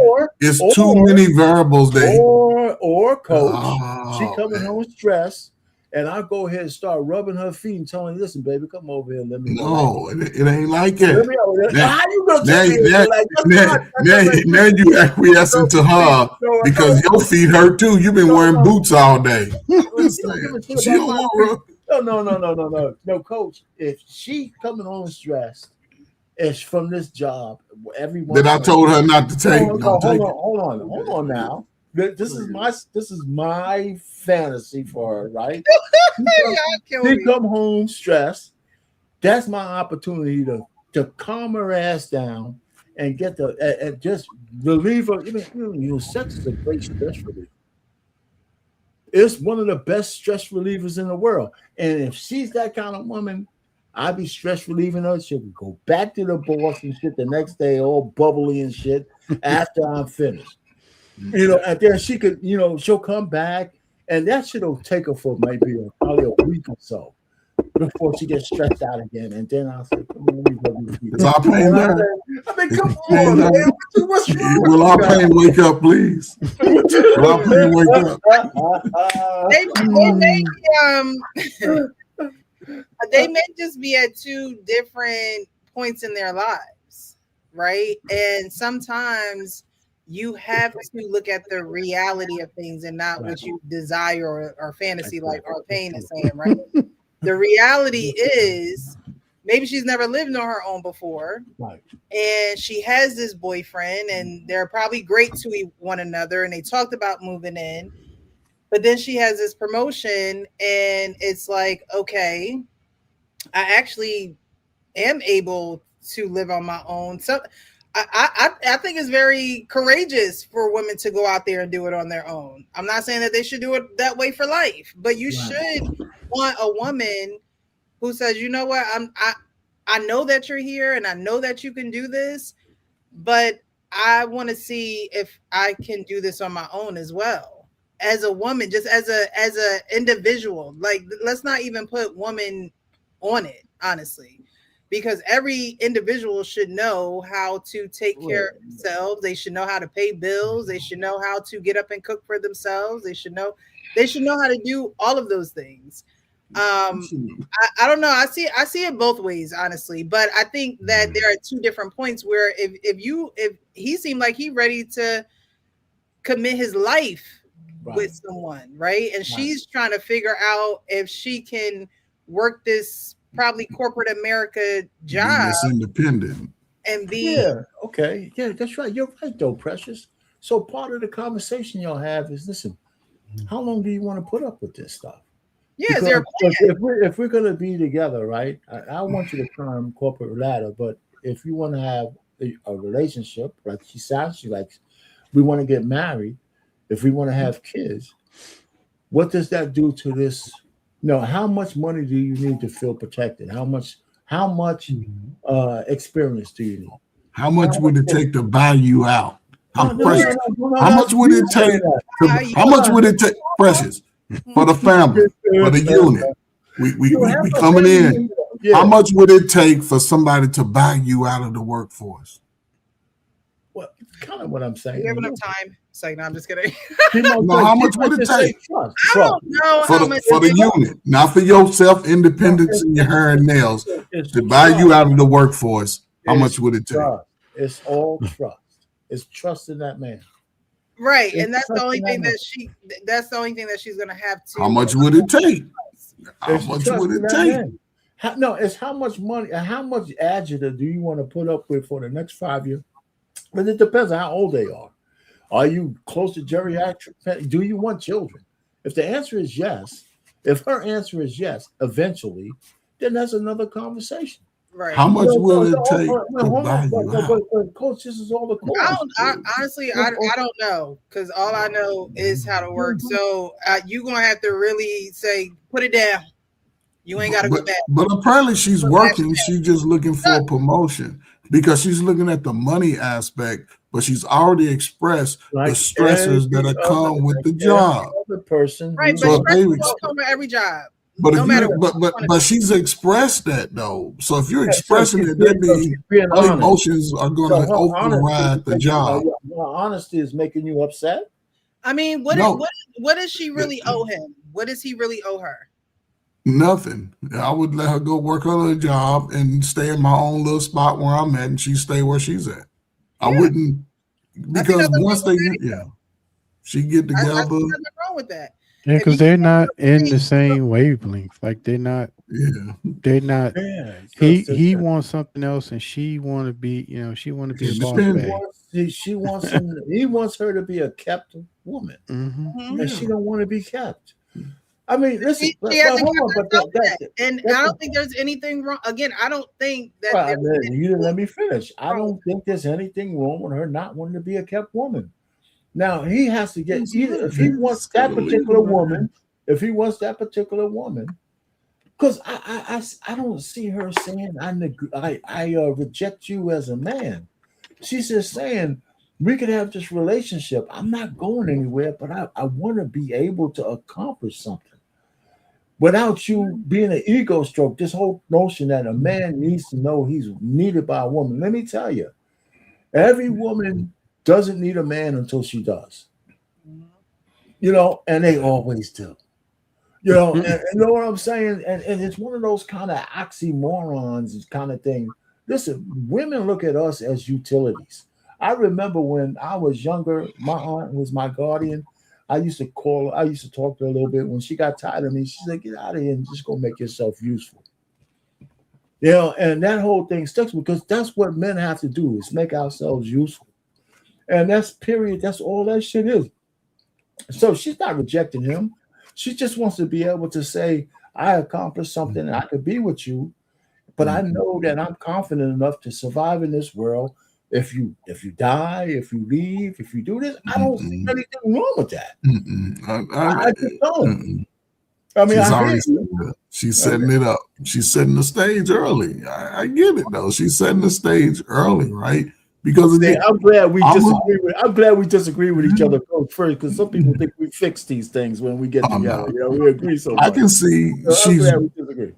As people grow, okay, I would assume her living condition, I don't know who she lived with. Now I'm gonna say her parents, right? So she's looking to mature a little bit. And when you living with your parents, you expect them to pay all the bills, right? You got a little job, but I can see where she's looking to get more money for what? Are you looking at me and you being in a futuristic family setting? Then I agree. Go work, stack that damn money. And when it's time for us to get these kids a house, we get us a little 3-bedroom with a basement. Give me my man cave. You can fix that shit up how you want. Let's do that. But taking on that stress that you've already expressed, because when niggas start expressing their feelings about the stresses, going in thinking that you can fix that is going to be a bad situation because you're trying to fix it and they're focusing on the stress. It's a bad time when you're in the same space because you still got the house you got to think of. Who go clean up? Who go feed the kids because he's playing his role? They don't have no kids. But okay, so we want to have kids, don't we? Because most people don't play have house. But when it's time for kids, that's another negotiation. But I'm not quitting my job. I'm not quitting my job. I make good money. To the scenario, they don't have no. But what I'm saying is, he looking at it in that capacity. I'll say this and I shut up, brother. Don't move in with her. Let her go be Miss Independent. The only thing I heard from this guy don't move he in. Wants her to rely on him. Well, no, that ain't what he's saying. He's saying he takes it personal that she's not being. She's just reread this shit, man. We're in this together. No. He's mad that you don't have to do anything by yourself. He wants to be able to be independent. Listen, I don't understand why it's a big deal for a woman to have ambition and have a love life at the same goddamn time. Well, you got to ask them, not me. Well, no, I'm just throwing it out there, man. I mean, listen, it's up to the man to be able to say, listen, you don't lose control because your wife has ambition. Because no, you don't. Get that shit right. You don't. You only lose control if you're willing to give it away. Because the next thing is, if you want this corporate job and you want to be with me, then let's set some ground rules. Let's set some ground rules. And if you agree with those, then cool, we can move forward. If you're not, then maybe we're not compatible. But to tell a woman, I want you to be some fucking pauper because I could take care of you is crazy. No. Why you have to go? It is. Why you have to go outside? Well, do you want us to be with you for your money or not? What are you saying? You don't want to be for your ego? No. What I'm saying is, okay, so again, I don't believe in shacking up, so I wouldn't do it if I was him. I would agree, let her get her position, but she's already expressed that it's a stressful situation that she's going into. And women don't take stress well when it comes to other people. They do not. And I wouldn't want her to be coming home, bringing that nasty mess to me about work. I just got out of work. I'm trying to relax and things. I don't want to talk about work and the people at work and how they made you feel. We still got to eat. Yeah, but Who's that's gonna cook? in regular relationships. But though. coach, can we Not compromise? for Coach? the. Can we compromise? Let me Yeah, we compromise. compromise. Let me compromise a little bit with you, right? She wants to do this thing, and the stress starts getting to her, right? And the stress starts getting to her, and it's getting to her, getting to her. I said, listen, and then we're talking. We're still in a relationship. Well, I would ask, is the extra money worth the stress you're going through? Yeah, I would that's ask a her, good well, hold question to on. ask. Because I have too many stories. I really do. Because my wife had a job that stressed her out. I told her, you got to quit this shit. I told her that. It took her a couple of weeks. I told her, you got to quit this job. Not because I'm some kind of boss. It's because I couldn't solve the problem with her and her boss. I said, I can't solve this shit. You're driving me freaking crazy. Get the hell out of that job. But You know, I'm paying. hey, well, hold on. It took her a while to do it because she was still attached to this thing because this is money, this is that. And I said, listen, I got you. But But you I'm paying. I said, well, hold on, no RP pay me. I told her you gotta get out of that job because you're driving I'm me paying. crazy. You're See? driving me crazy. Not driving I'm you. paying. So this is exactly what he Have any could plans do. to resign? Excuse me. Let me tell you something. Get Dr. Newsom.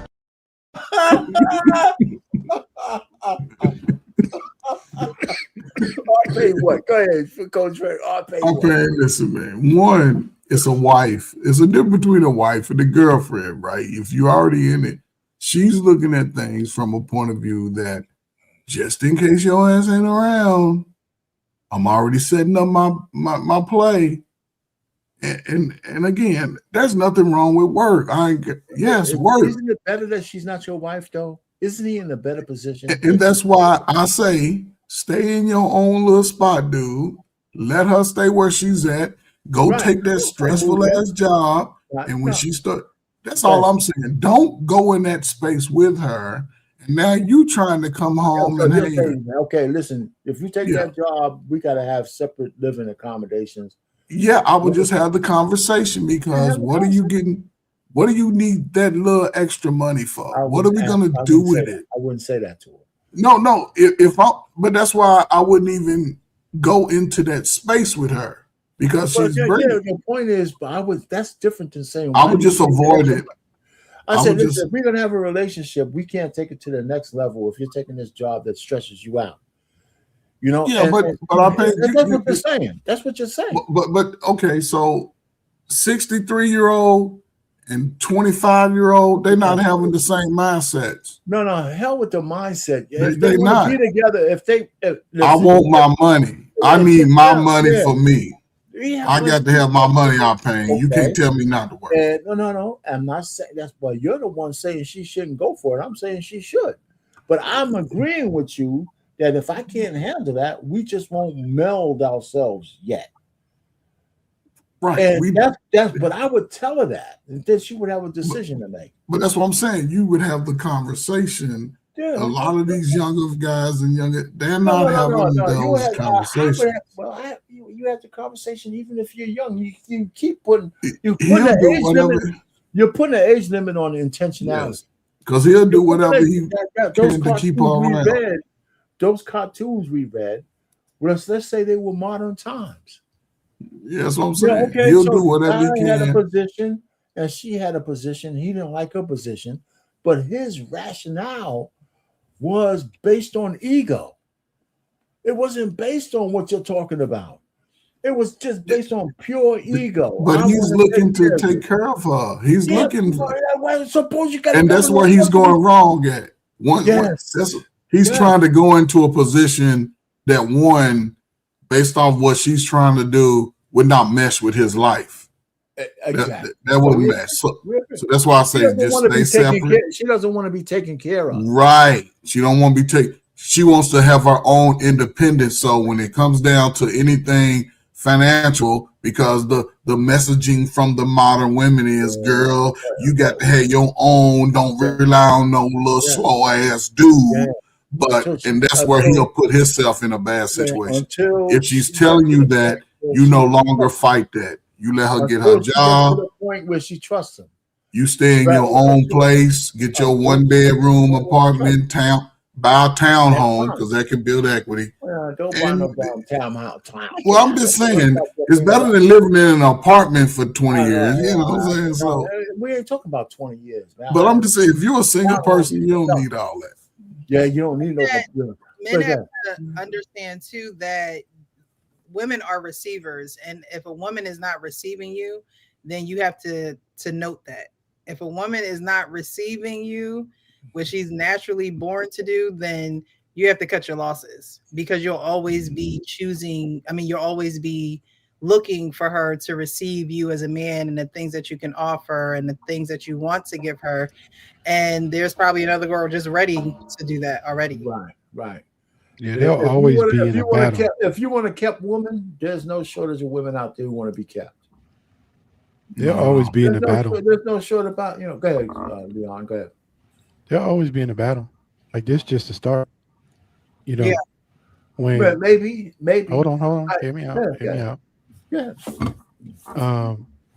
They talking about moving in together. Are they moving in based on what she want or based on what he want? What do you want? And she talking about getting a raise or salary increase. Is she gonna be the leader in that aspect? Is like, well, since I got a raise, we'll get the house I want. Not the house that you want. There's always going to be a battle. The house is just, the salary is just the one thing. Like what just look down the line, like how many arguments they'll actually get into over little things and big things.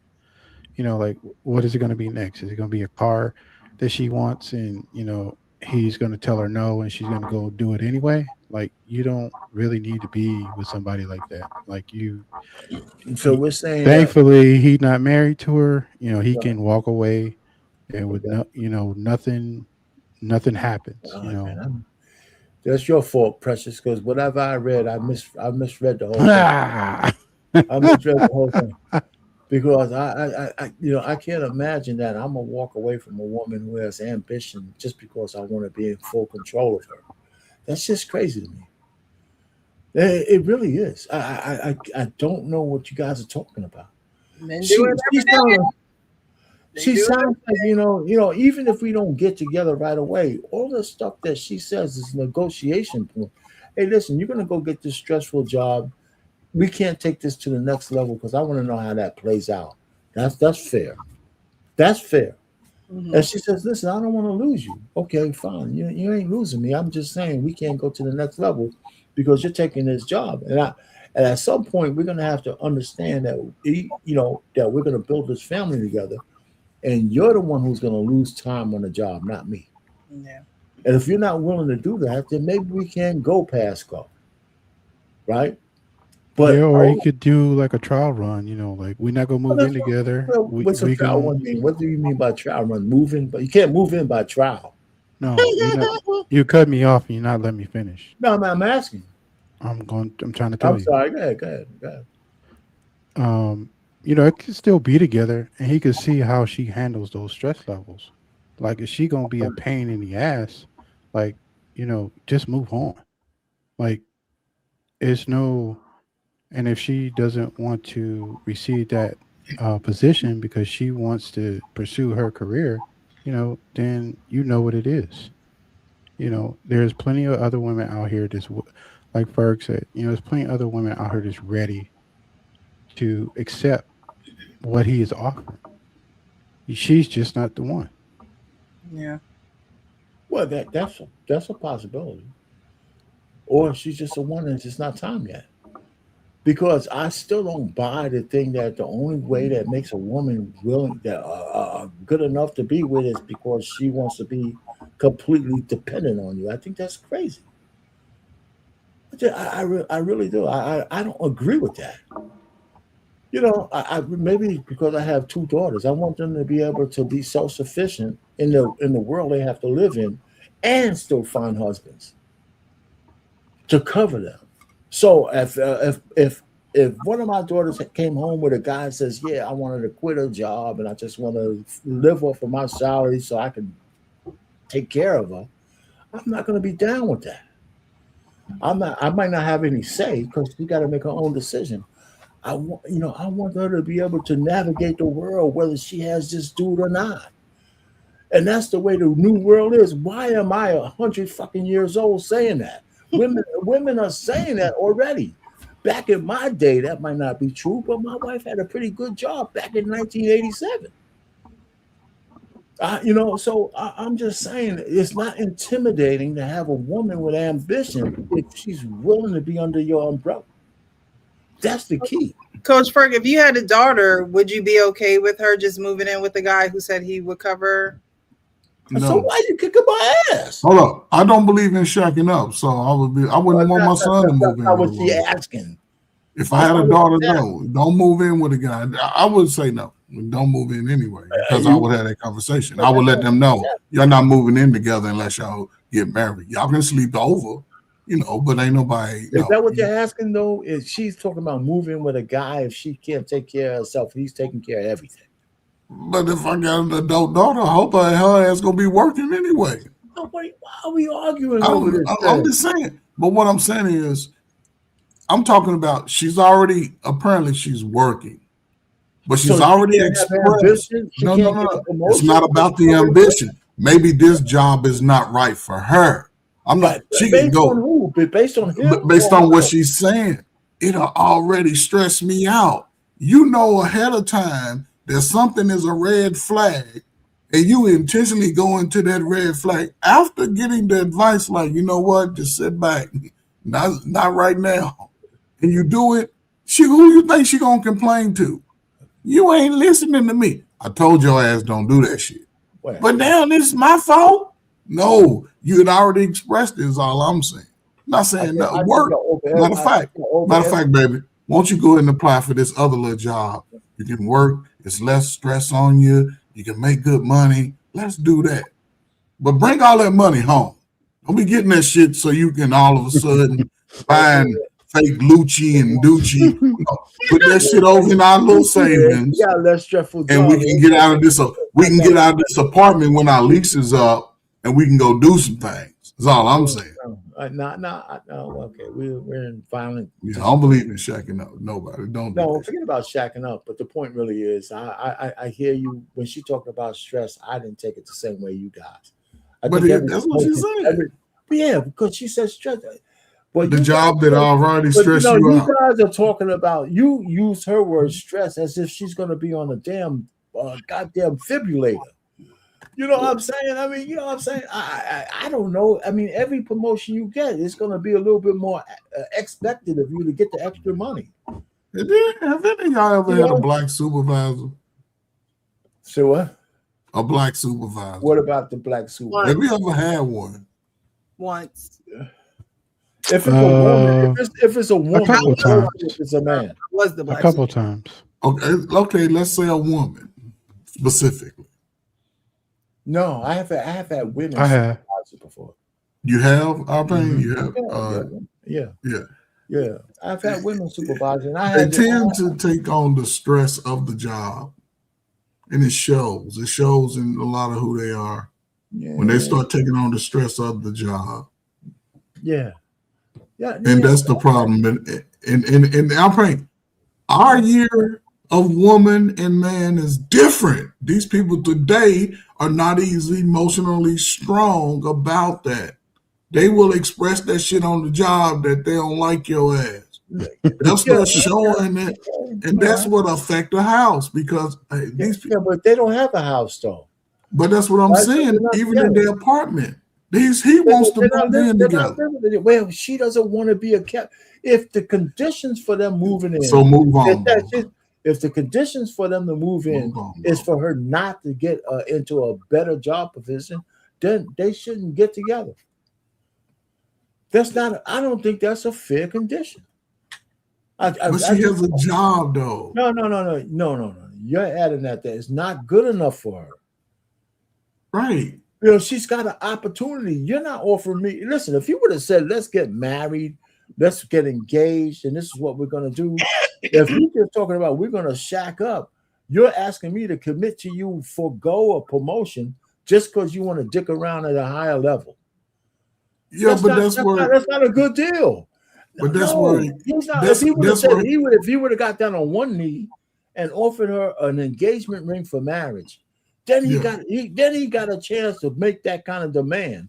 But if you just saying we're gonna shack up, you don't got no juice to tell her not to take a promotion. But that's why I wouldn't recommend. I wouldn't be for my child to go and shack up unless he's already committed to you as being a husband. That changes the conversation. Though. But yeah, if you're single, get a job. He didn't offer her marriage. That's where he's messing up.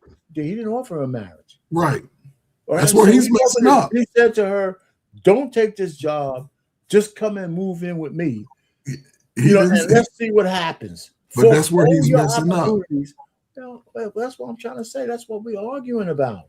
Yeah, I mean, I'm just saying he shouldn't be trying to move in with her. No. Well, no. He shouldn't be trying to tell her not to pursue her dreams if he ain't going to ask her to marry him. Right, and we ain't moving in together until we see you get this job, and we. No. You keep saying moving together. I'm not going to get engaged with you. I'm not going to. She's saying to him, "You can't ask me to move in with you and forgo my future jobs if you ain't asking me something permanent." Right. You're not really what she said. No, that's why. Listen, he didn't ask her to marry him. Right. That's why they shouldn't be moving in together. Well, no, but that's why she should be taking the job. Yeah, I mean, you can take the job. She should take the job, and he should go find somebody else. No, we can live in our own separate places, and we're gonna see how it work out. Yeah, well, that's fine. Listen, you guys completely overlooked the fact that if she gets stressed out, she could come to me and I could. You won't be that smooth into modern world. Men are problem solvers. That's true. Access denied. You want to be a problem solver, then a problem arises, and you're like, "Yeah, I'm not dealing with that problem." That was a good one. So yeah, Coach Furry, we had odds on that one. So that's all right. So we're gonna get into the topic of the evening. This is how men value women sexually. This is a pretty long video, so I'm not sure if we'll finish it, but it's a interaction back and forth with a man and a woman. I'm not quite sure who either one of them are, but they're having this back and forth, and we're going to take a listen and kind of critique as we go. It lowers the value of women when you only can put them in a sexual category. Can I finish? How does it? Let me make sure I'm all the way at the beginning. So Zia, what's wrong with a guy just wanting women for sex and relationships and no friendship? What's wrong with that? So I hope y'all heard him. What's wrong with a man just wanting a woman for sex and companionship, but no friendship? He wants to know what's wrong with that. Because what happens is it lowers the value of women when you only can put them in a sexual category. Can I finish? How does it? Can I? If you would let me talk, you would find out. Oh my God, this is sad. I mean, that would be a nice start. Go ahead, because I want to hear this. When you only can see women as smecks, or you put them in a sexual category, what you're actually doing is you're dissolving the purpose of women in general. You're actually minimizing the impact that a woman can have because you only can put her in a sexual category. So when it comes to having a relationship that's not sexual, you're incapable of doing so because you're so narrow-minded. In addition to that, you're also teaching other men to not value women, to not value everything that a woman comes with because all you're thinking about is what you can get from her sexually. Okay, that's a problem. Okay, so cool. So name me 3 things that a man can benefit from non-sexually by being friends with a woman.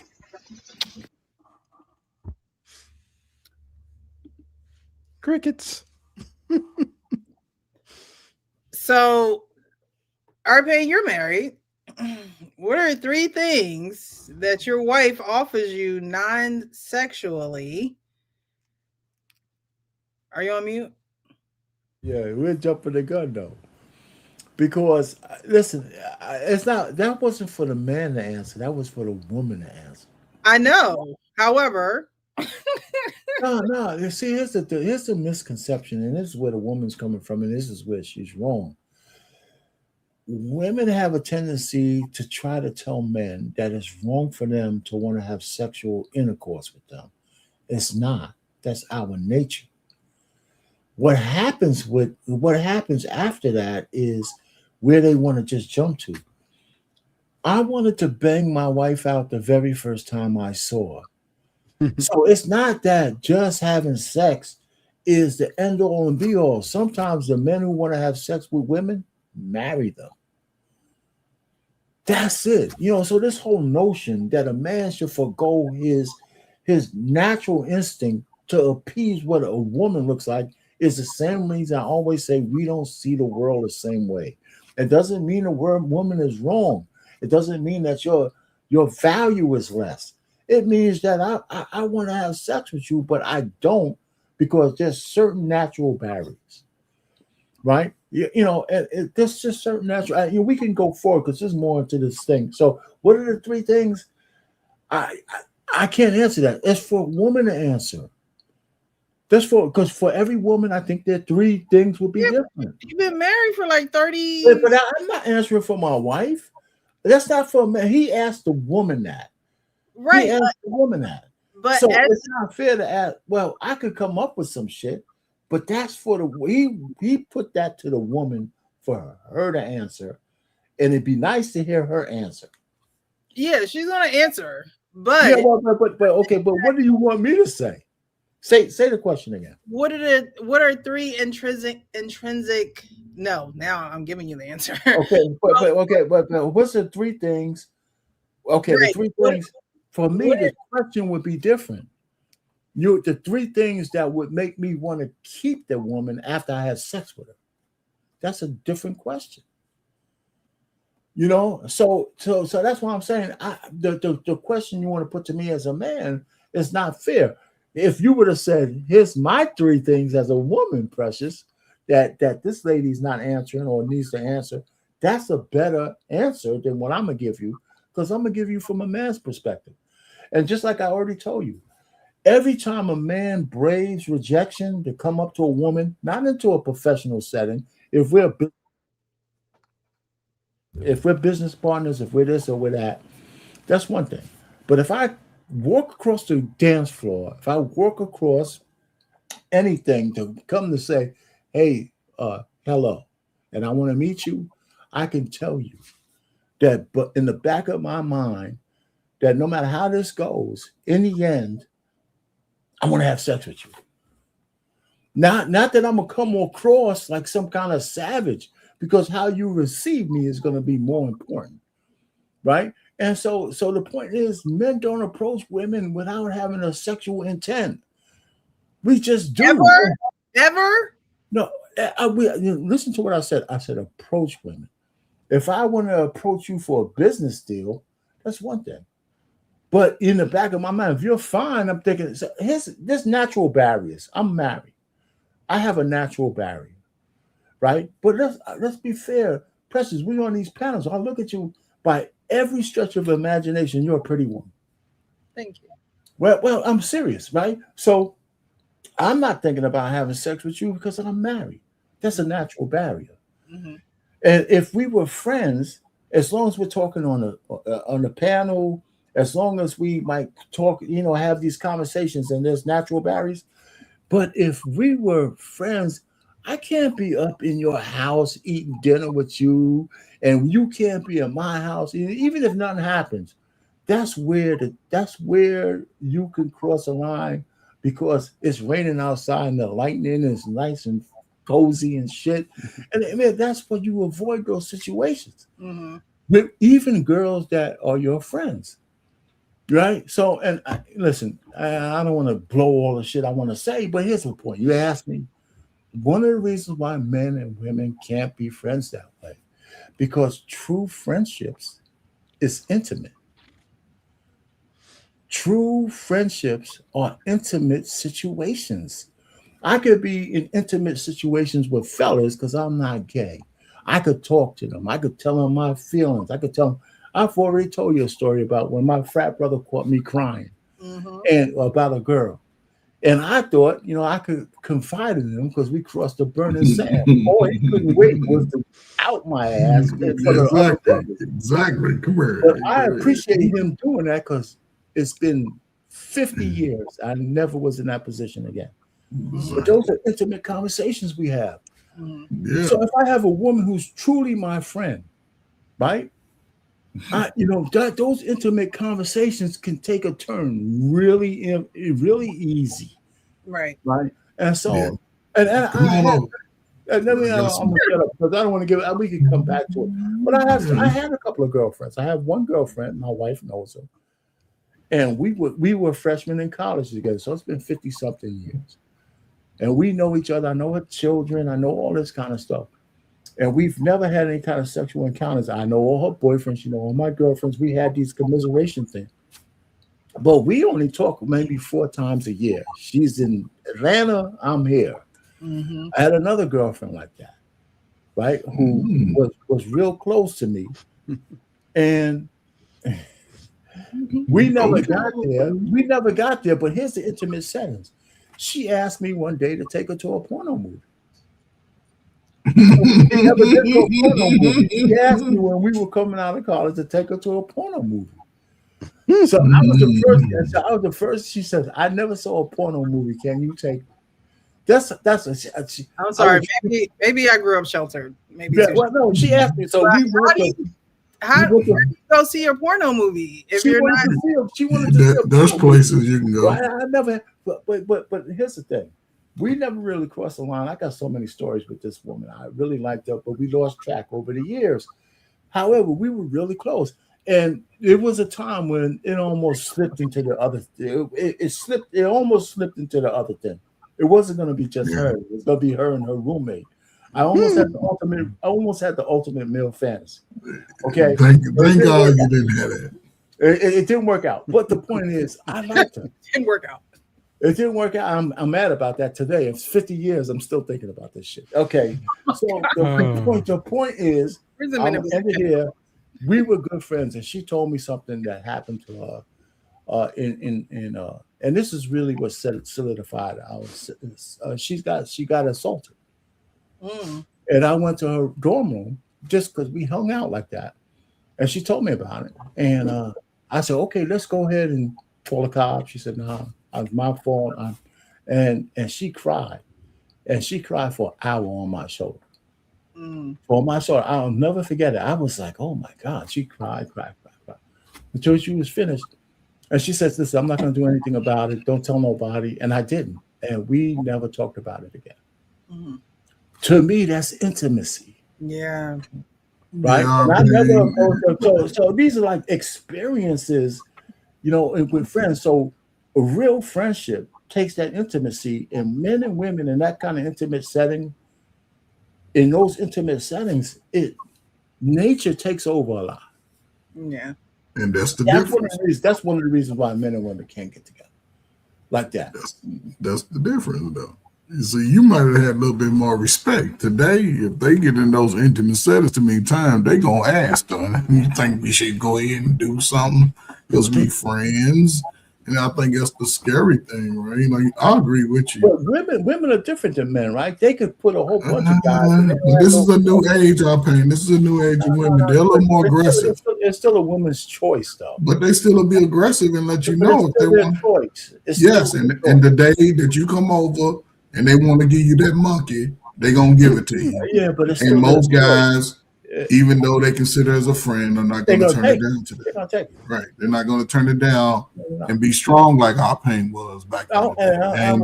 I wasn't that strong. It just had. But even in that position, though, I was just an overall being a friend. I like to, but I think it's good for high school.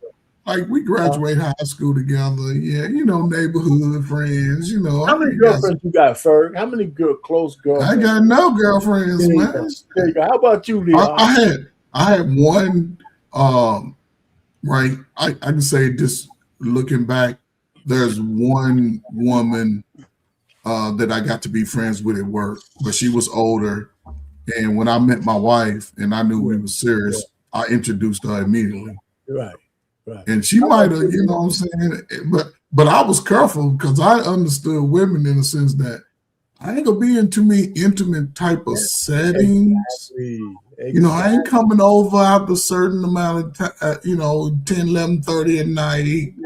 I ain't drinking. Me and Jeffro broke up. Why don't you come over and let's talk yeah, about see, it?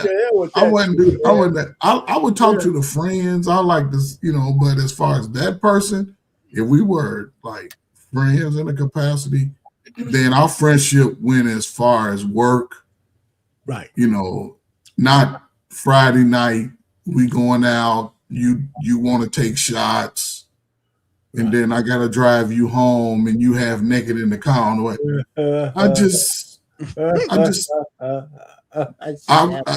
I wanted to be in those situations based off my own conditions with a woman. I didn't want to be in a friend zone and then we knock it down and then you ain't even treat me like your friend no more. Who is that? Who you talking to? You done got out of your position because you done fell in love with the hammer. And I didn't want that. I didn't want that. I didn't want those. I didn't want those problems. You know what, Ferg? There's not too many men who start calling that Johnson a hammer, okay? Well, you over here talking about the hammer. You know what I'm saying? You got it's a catch-22. But that's what. But listen, if you can do that, then you get the call back. If you can't do that, now you the dude that's gonna be bringing pizza over for everybody. You bringing the wine, you filling up the gas tank, you doing all that stuff that you gonna cry about. But the hammer get to knock it down for free. That's right. Hey, thanks for buttering it up for me. All right, let me go ahead and end it. Let me go ahead and take it out of this. That's pretty much what I was saying. So when you ask men, what do women have to offer other than box? They draw a blank. Yes. Yeah. but some women have something to offer. But they have something to offer, but you know what, Precious, you're being slick. Okay, right. Because the next thing is the woman's going to actually try to answer my man's question. But okay, sure. I would say counsel / advice, companion. You have Tourette's? Companionship. And I would just say community. Okay, so couldn't a guy have companionship with a woman he's in a relationship with? Well, he could also have companionship with a rock if you like.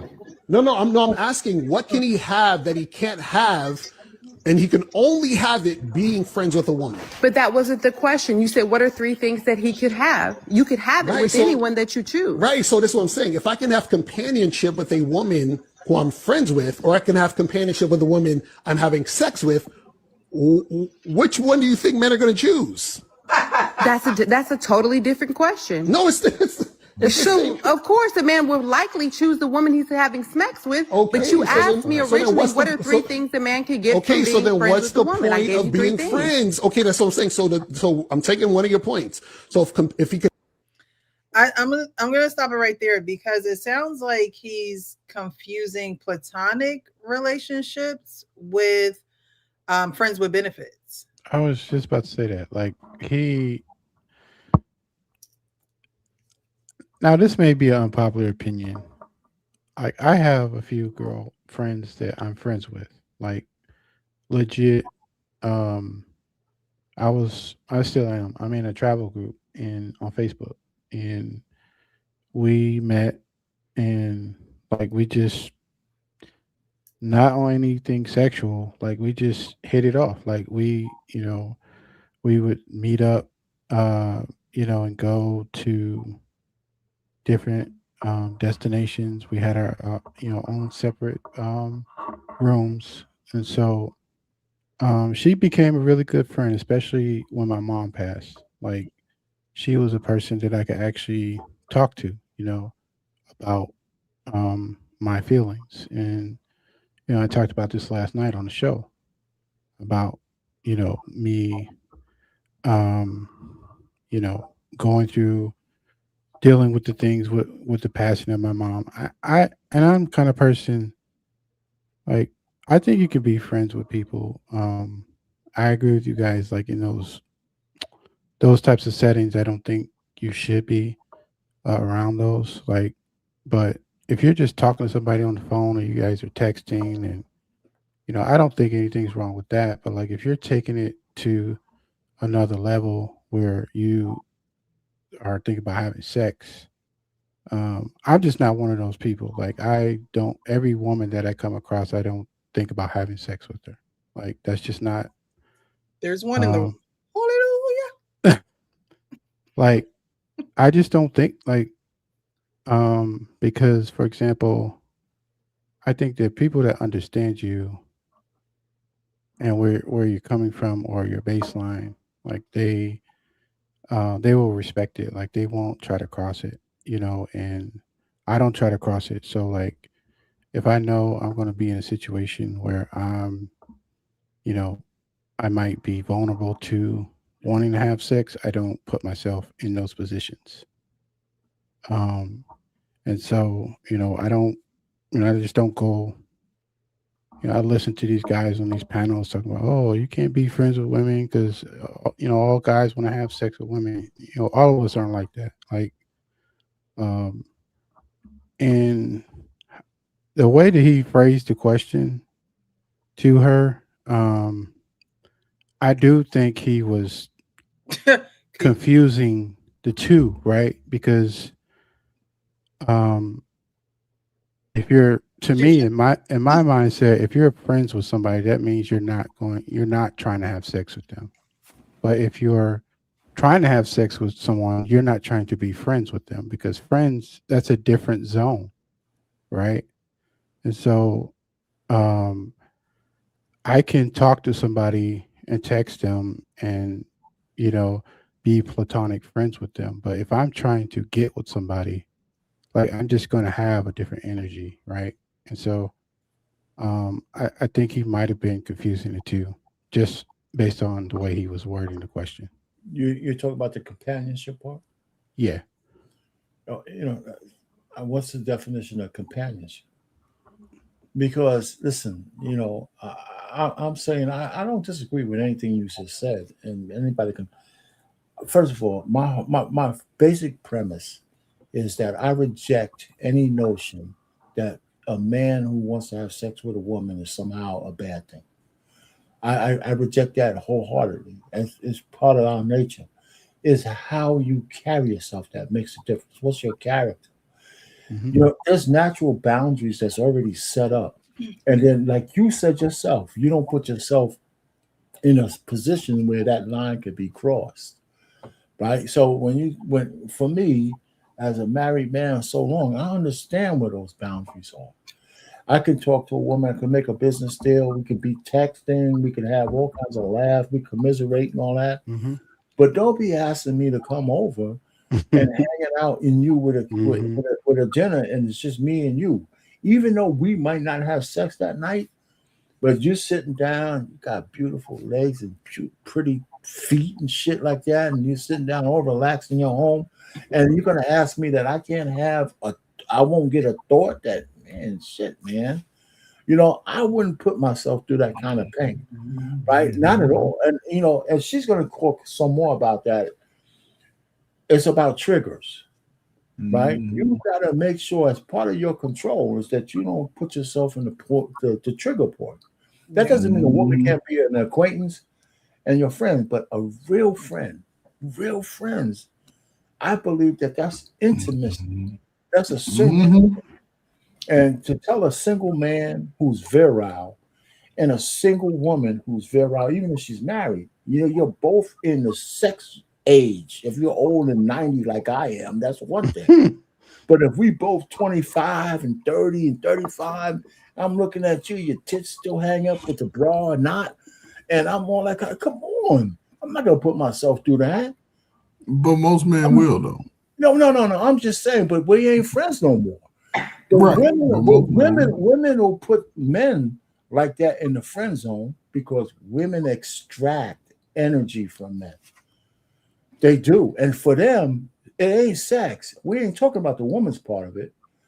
They could sit down here and extract all the energy from you and not even think about giving you any bird, okay? But you are not saying, you're just waiting for the rain to come down the right way sideways for her to say, you know what? It's time, Jeffro. And you right there. You right there. I mean, you know, come on. I mean, this is just natural inclination. It's always a woman's choice when it comes to sex. Bro, Leon, it's Friday, 8:30. You get a call. Your friend, come over tonight. I got this. Go ahead. I'm just saying, man. You get over there. She got on that little teddy thing that ain't even, you know, the little robe that don't really robe all the way up. You know, she got, you know, she's comfortable. She sit down. I got a little box wine for your favorite, you know. Okay. Have companionship and have sex. Why would he have companionship? Oh, and you said companionship. What is that? I mean, you can knock me down every once in a while.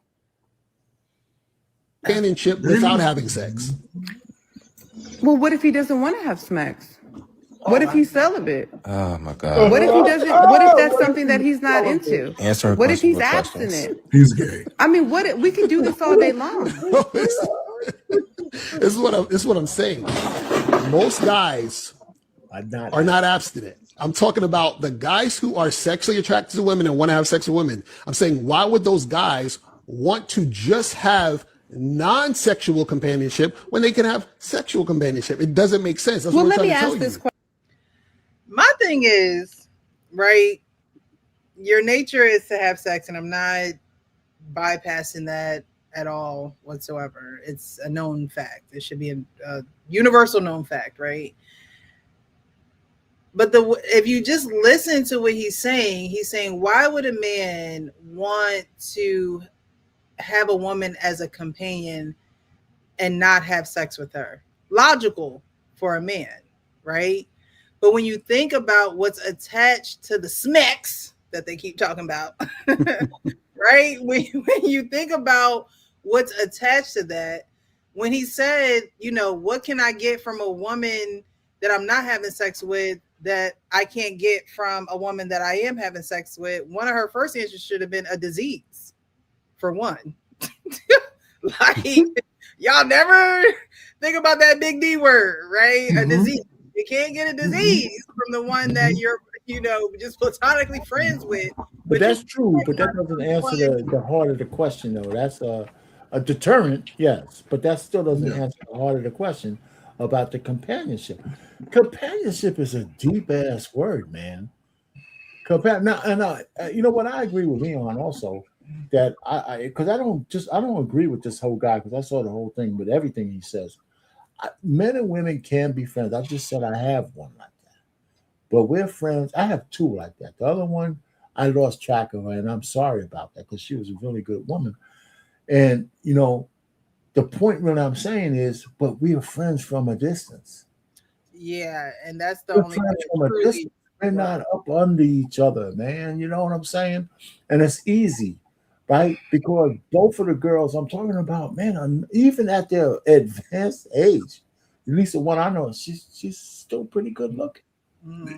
Right? And I'm not gonna and like I said, I got a natural barrier because I'm married, right? You know, and some guys don't have that barrier. So we're talking about guys who are single, women who are single. And that's not that they can't have business deals and all this kind of be friends, single people. You could be acquaintances, you could be business partners, and even with that, you still gotta be careful. That's why, and I'm gonna shut up after this. That's why it's never a good idea to put women in men's prisons or vice versa as guards. Because nature takes over. Well, no matter what the rules are. And they get pregnant, and you know, what are they called? Correction officers. Mm-hmm. Yeah, one dude had about 8 officers. Here's one for you. But here's one for you though, Precious. Why is it such a big deal for women to want to have male friends? Why is it a big deal? Why do women have a problem? No. Why? No, let me keep it the way I want. Why is it such a big deal for women to have a cadre of male friends? Why? Because I don't think that women should have a whole bunch of male friends. However many, for whatever satisfies the individual woman. Women like to have male friends, and I'm not talking about gay guys either. Mm-hmm. And I already have my own answer, but I'm asking you, why is it that because you got these random male orbiters that, and the prettier you are, there's all kinds of guys who want to sign up for being a random male orbiter. Okay, just in case that as just spinning the bottle or playing musical chairs and shit, that it might just hit on a chair that they can get lucky. And women don't like to hear that because, like this woman says, it feels like they're being belittled. But I don't believe it's true. Men play the long game. Right. And women have to use that discernment, right? You have to know, like I told you guys, I was going into the store and it was like 4 or 5 guys, and they was like, and they said something to me that you hear on social media a lot, like, oh, why don't you smile? Right. Right. And I'm a smiley person. Like, I smile with people. I'm a people's person, but I'm not going to smile at a group of 4 or 5 men and invite myself in that way because it is just me. It's only y'all. I don't know what your intentions are. Like you said, y'all want to have smecks anyway. So, one of y'all might think y'all going to get lucky when I'm shutting that down from the. They definitely convince me to smile. I'm going in, no sidetrack, right? So women have to be smarter in that aspect as well, knowing that men are playing the long game. I think that some women use that to their advantage and they manipulate and they have men around and, they try to act naive to that fact. But to tell you the truth, I have one male friend. A true male friend. That's it. That's it. So he's a male friend, but we're not going to ask you to do this. So if you called him up and say, "Hey, listen, big boy," he would say no. He would say no. Mm-hmm. Okay, all right. He would say no. Okay. But yeah, I don't believe in having a lot of male friends because there's going to be some type of expectation. And sometimes I feel like sometimes I feel like I'm too nice, but then when I shut things down, it's like, oh, you're the mean one, you're the strict one, you're the, this and that. And it's like, no, I just don't like you like that. Or I don't, I'm not interested in this. You know what I mean? And there are men who will push and push and push. And then there are men that are just like, all right, that's it and that's all. I can't. But can you tell a difference between a guy playing a long game and a guy who wears his attraction to you on his sleeve that's in the friend zone? Because I think that's where some women, I believe it's willful ignorance, or maybe it's naivete, and there's a lot of that. I would grant you that. But sometimes it's just that a woman just doesn't look at that man like the man looks at the woman. So it's not naive, is that she's truly not even seeing you like that. Yeah, but she keeps him in the orbit. So, okay, let's park it here. Keeping in the orbit, what does that mean? We can't be friends. I know you like me and it's never going to go there. Is that keeping him in the orbit? If a guy is still in your orbit, he could call you, you could call him, even if there's no, from your point of view, there's no sexual thing at all. You made that clear. But if you still contact him and he still has access to you, it's only a one-way thing. For you, you think that access is closed. For him, he's playing a long game. So every time y'all talk, he thinks there's an opportunity. And even if he doesn't show it, some guys are good at not showing that. Why would a guy think that when a woman says, I'm not interested in sexual? Women say that shit to men all the time. And guys stay in orbit. You know why? Because if that guy has something, not you, let's take you out of it. If that guy has something to offer that you could extract you're going to extract. I said this before. Women extract energy from men. They extract. Women in general, whether they agree with it or not, look at men as utilities. They look at, I'm a Swiss Army knife, you're a vice grip, you're this, you're that. And you know what? Lucky you, bastard, you're the maintenance man. And I'm just saying that's how women view men, up to and including your wife. So you're it's just the way shit is. And I think it's natural. From way back when we were in the caveman days, the guy who was the top chief and some of his companions, they was the ones getting all the box.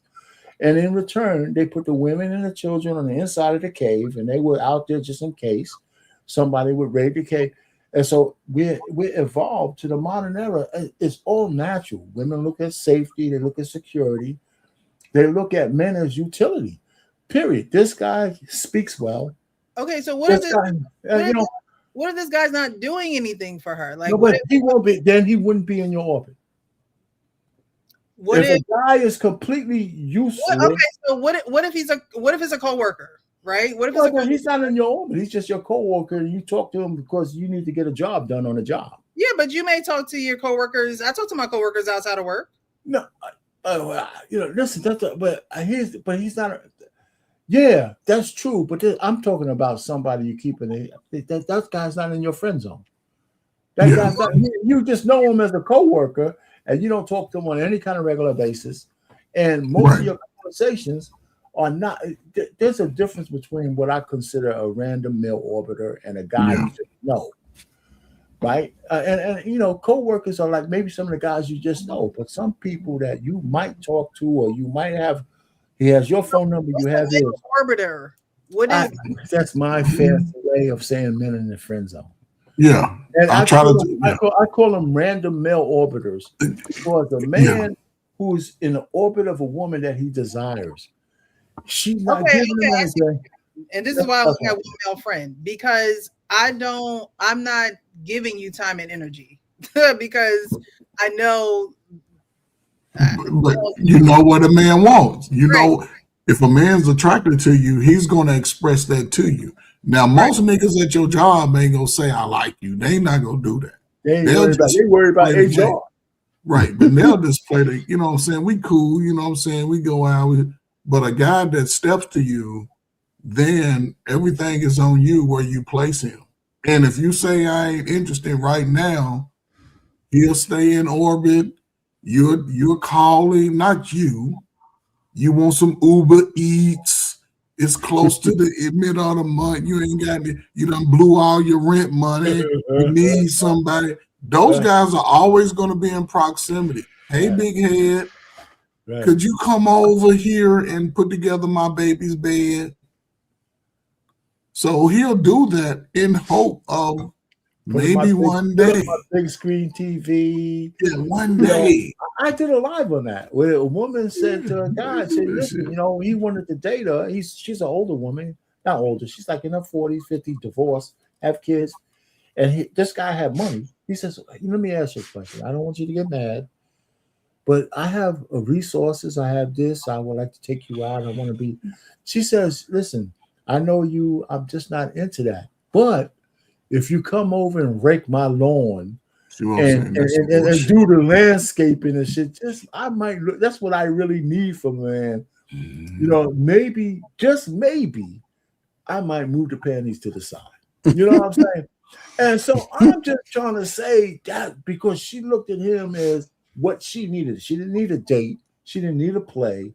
She needed a utility man because she divorced her husband and she wanted somebody to come over, but she's not promising the box.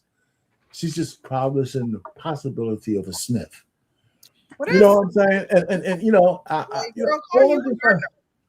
call the grass people, have them come and cut your grass. But I don't know. I know that there are women who do that.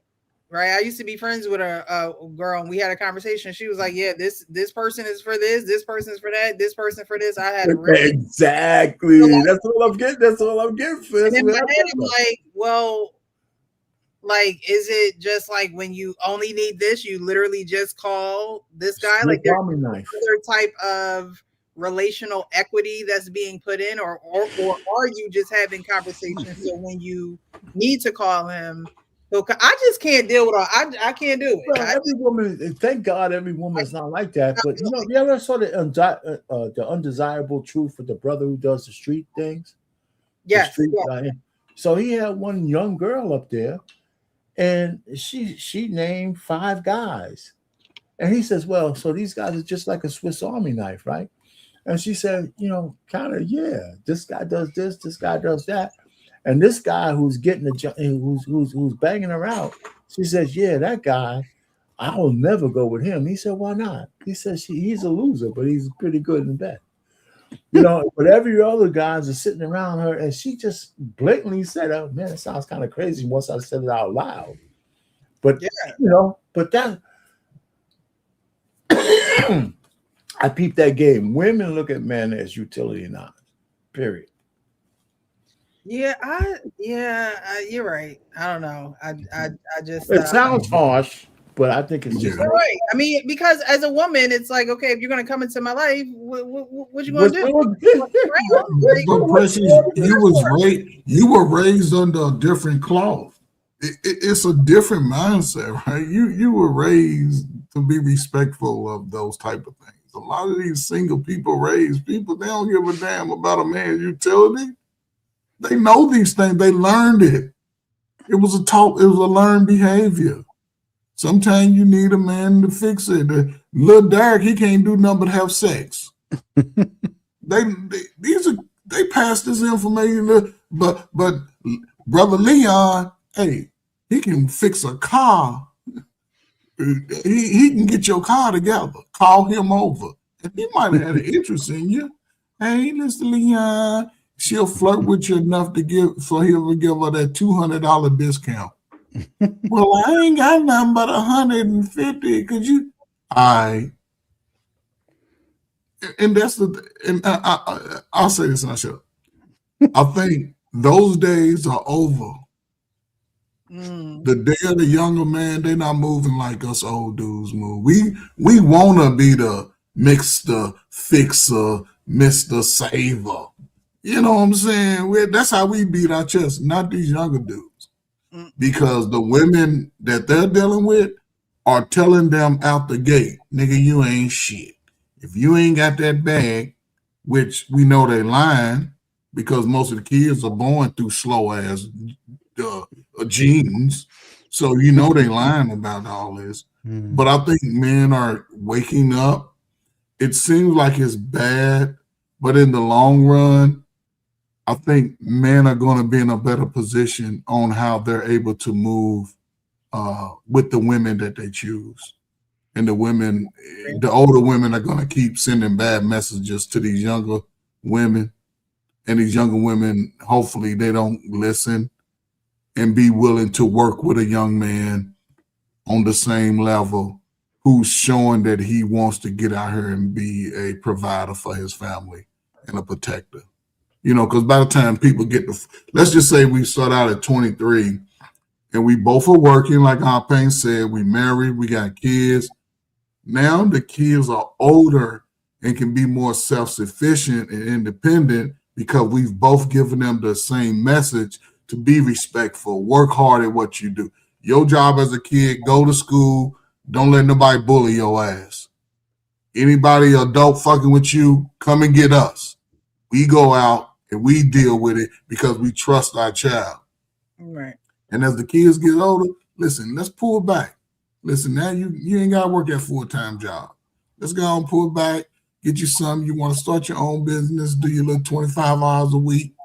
You know what I'm saying? Pay for your little hair and nail, because I don't pay for that shit. I don't care what number. I ain't never paid for no. You get paid for that. Let's take care of the bills, put our money away. When everybody's out of the house, we can turn that room into your little room you want it to be, your little podcast room, whatever, your sewing room, whatever your room is. That can be but let's put in the work. I think people are trying to get to these spaces without putting in the work. and they're just looking at the glamour of it and expecting those things to automatically work out. You know what I'm saying? But here we are. We'll see, man, because y'all, Precious, you in the thick of it, sister. And I ain't gonna let it go to waste. I'm gonna find you a little Tony. You want his name to be Tony or Earl? Look, he might have to be from the country because I'm telling you, he might have to be from the South and can use his hands. Okay? A little Earl there. Get you an Earl. That's all I'm saying. No, yeah, get your Earl. We can find your Earl. Lord. All right. Question. Have you ever met a woman that was funny? That made you laugh? You have, Yes. right? Yes. When you spoke with that woman, how did you feel? When she would be making you laugh, how did you feel? I mean, I was like, I want to fuck. Oh, that's all you kept thinking about? Yeah. Even if she wasn't funny, I would still want to have sex. Yes. Okay, so are you attracted to every woman? No, I'm not attracted to every woman. So what if she was severely unattractive, but she was extremely funny and she was good company? Would you then say, what, you have no value because I can't put my penis in you? No, I just wouldn't, like, if she was like a comedian, I would probably come and see a show of hers, but I wouldn't be friends with her. Why not? If she was a comedian. She's just a regular woman who's funny. Because when you're friends with women, there's a lot more things that come with being friends with women, meaning that there's a lot more conversations, emotional labor, all those things that I would do with a girlfriend or wife. And the difference is that the friend I'm not having sex with. So if I have a girlfriend or wife and I'm engaging in that emotional labor as a man, I want to be having sex with the woman I'm engaging emotional labor with. I do not want to have emotional labor with a woman I'm not having sex with. That's what I'm trying to. But isn't that the relational equity that you put in a friendship? I think you're on mute. You're on mute, Coach. He's saying I want to have a friend.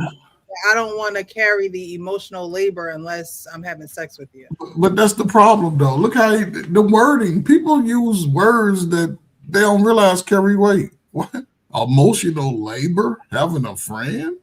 No. How's that labor? What the hell are you doing?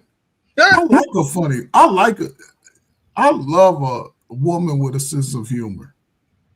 I like a woman that can make me laugh and that can take a joke. Not a lot of women can take a joke. Because I'm going to say something about your little fat ass sausage toes when you look down at your feet. I'm going to say something about it. You know what I'm saying? But that's how I grew up.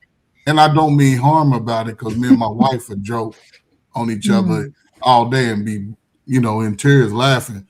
But I like that. I think people have gotten away from that. Yeah. Just having a sense of humor, not being so serious all the time, being able to find humor in our relationship because we all got little quirks. It's just do you accept your flaws in a sense to where you're not so sensitive when other people can see them too. Yeah. And I think people get away from that because they trying to be serious about stuff because people don't want to ask the questions in getting to know each other, those tough questions. You got to ask some tough questions sometime early enough so you won't go through an emotional labor in a relationship. But she got them yams, Precious, and I wasn't thinking about all that because she had that body like I like. She was brown skin and light skin like I like. And girl, when he pulled that thing out, I almost passed out. Yeah, I mean, it sounds like he, don't have any friends, any female friends anyway. All the women that are in his life, it seems like he has to be having sex with. But not that dude. That dude's speaking for somebody else. Right. I'm talking about the guy in the video. Yeah, he ain't doing what he said. Say so if I'm with a woman, for example, if me and you were friends and we were just out hanging out at a club or something like that or somewhere and something popped off, I'm going to have to protect you because I'm the man. So now I'm protecting you, right? I'm doing the duty of a man protecting you, and we're just friends. So what? Y'all get y'all friend out of here. Get him out of here. because now you're the one that found the video. now he's saying that, and this happens a lot. This happens a lot. Something happened. Mind you, y'all supposed to be friends. You're not even a stranger to this man, right? Because a lot of times it's stranger interactions that something is happening to a woman, specifically a black woman. There's a lot of women that be on some bull in public. Like, yeah, but we're talking about somebody that is supposed to be his friend, right? You know your friends. You know who the loud one is. You know who pops off at the mouth. Like, you know, let's just say that's just not her ordeal. Let's just say a man bumped into her, spilled a drink on her dress because y'all just out chilling at a bar or something. He's saying, now I gotta step in as the man. Yeah, and I shouldn't have to do that. He's wrong. He's wrong. He's wrong. Yeah, like I don't. This is where I disagree with him. You know, I mean, we're not. Let's just say I know you, right? If Precious, if I was with you, even though we don't have any, we were out, right?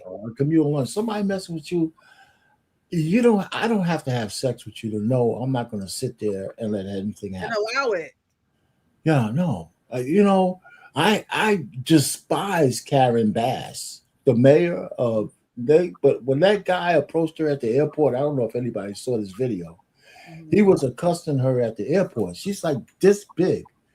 And even though I don't like what she stands for, I don't see as a man I could have stood there, even though I hate her policies, to let some white dude or any dude do what he did to her. Right? You know, so yeah. So I, on this point that he made, try to prove this point, yeah, you might have to step up. But if she's your friend, even though you're not having sexual, even if she's your acquaintance, but she's out with you, you assume that role. Mm-hmm. Yeah. You know, you absolutely assume that role. And so, you know, because even if you don't want anything to happen with somebody who's under your, even if it's a non-sexual covering, because if she's with you, she's under your covering. Yeah, she might not appreciate that, but she is. Right, and you're sharing an experience together. So now you want to detach yourself from the experience. Yeah, so he's wrong with that example. His example is not a good. It's not. It's a bad. I just wanted to make sure. We're not even having sex, so I'm putting my life in danger for a woman I'm not even having sex with. Do you understand what I'm saying? Okay, what if you don't? But see, this is the thing. What it sounds like to me is this just sounds like a lack of sexual control. In my opinion, I don't think it's lack of sexual control. I just think that he doesn't want, again, to put in that emotional equity with someone that he's not being physically intimate with. Yeah, he doesn't want to protect her because they're not together, basically. Right. Yet let him have a daughter and she's walking down the street, you know, with somebody that she's going to school with, and somebody else comes up and beats the crap out of her. He's going to ask the guy who was there, why didn't you do anything? Like, you're supposed to be her friend, right? That logic is just crazy. So I don't think that he has a lack of sexual control, and he could, but look, you can have sex with whoever you want to do, right? If that's what you want to do with your life, and you want to, you know, have sex and be all willy-nilly with it, protect yourself, I wouldn't advise it. But hey, whatever. But I wouldn't say the reason that he's giving is because he sexually has no discipline. I would just say that he just doesn't look at women past being people that he wants to be intimate with. He doesn't want to care for you in a certain type of way unless he's being intimate with you. Right. Mm-hmm.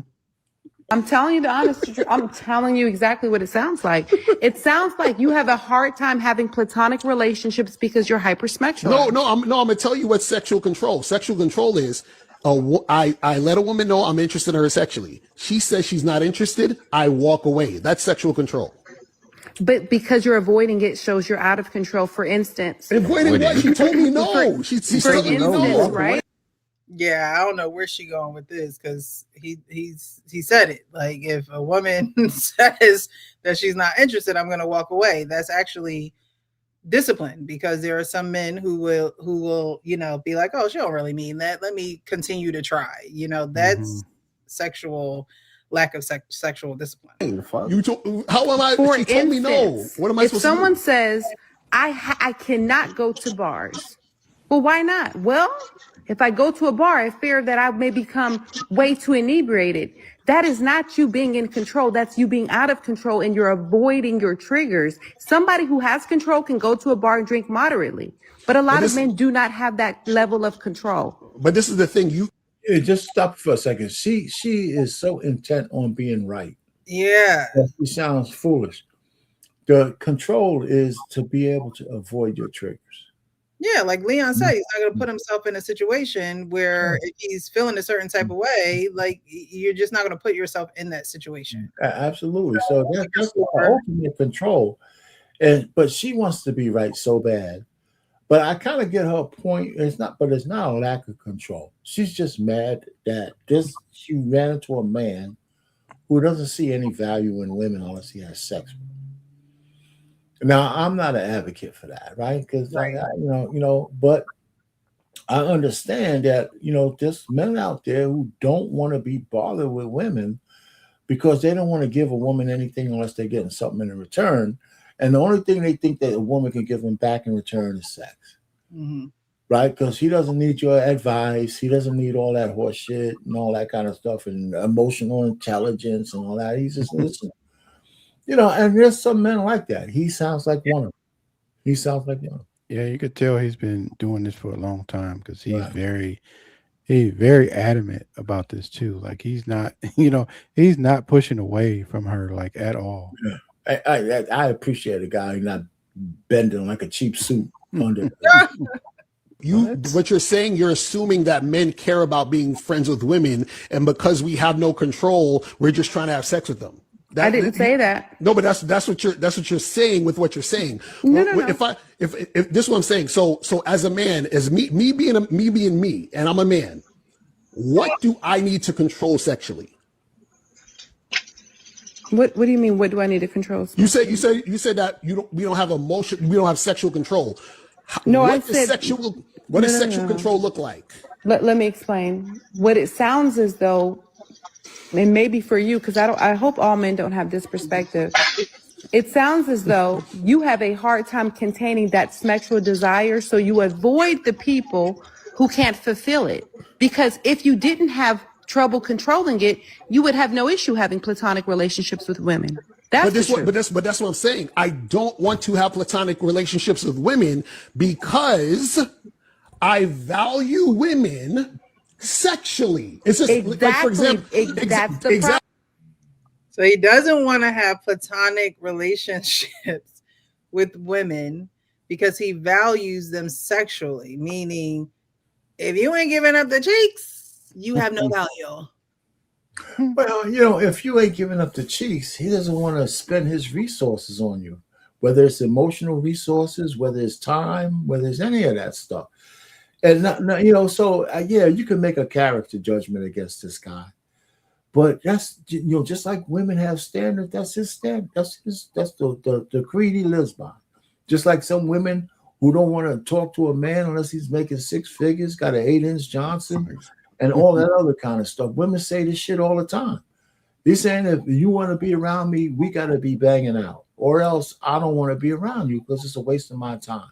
Mm-hmm. And so it's the other side of that. It's the other side of that coin.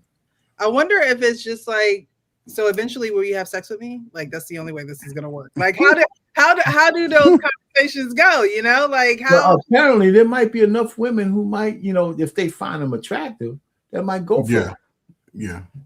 There's women who go for these kind of things. Mm-hmm. Yeah. He's speaking from a confident type of guy, but there's a why before he got to this point.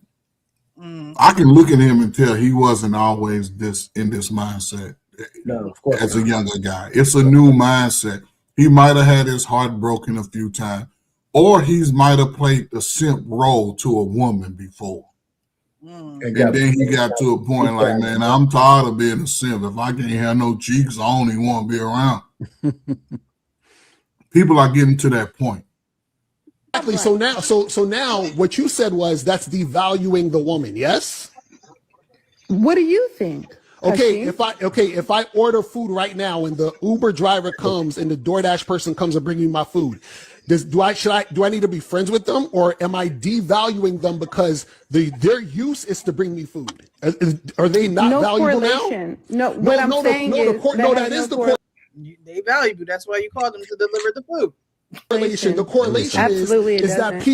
is that people have positions in your life. So if the woman I'm talking to, their position is to be in the relationship with me and have sex with me, that is their position. Their position is not to be friends with me or me to be friends. So when I order food, that person bringing me my food, their position is to bring me my food. That does not devalue the DoorDash person. Of course it does. Job. No, how does that? How? So I'm supposed to be friends with? Because essentially what you're saying is, unless you can service me, you are of no use. Yes. Yes.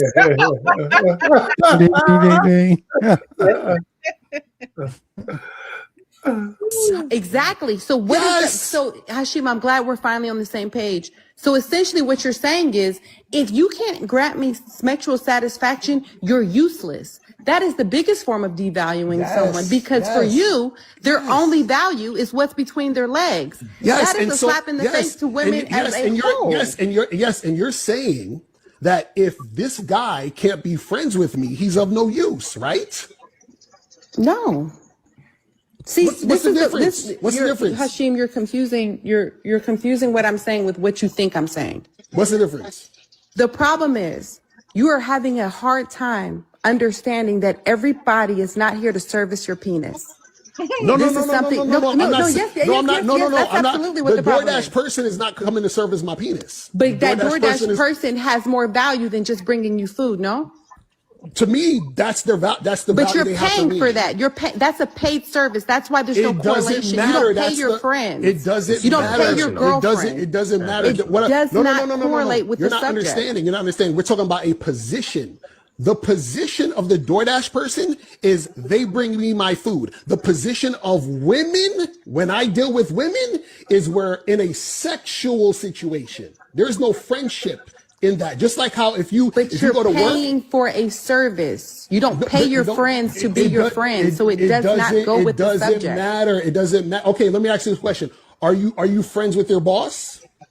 I have been, yes. Oh my Jesus Christ. You have never. Now, that's one thing I'll never be friends with my boss. Never been friends with your boss? No, what I'm saying is no, because I said, don't even request me on LinkedIn. Access denied. We were going out with the coworkers. They was like, "You want to invite No, what? Why would you do that? Negative. Not that inclusive." All I do is when I was working, right? My boss tells me what to do. I do the thing.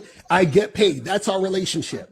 Now, if you want to be friends with your boss, that's cool. But what I'm saying is that you not being friends with your boss does not devalue your boss. And just because your boss doesn't want to be friends with you, that does not devalue you. Y'all's situation is you are working for that person and they pay you. That's your main situation. You being friends with them is an add-on. You can add that on if you want to, but it's not devaluing each other just because you want to do that. So you're working for the company, you're not the person.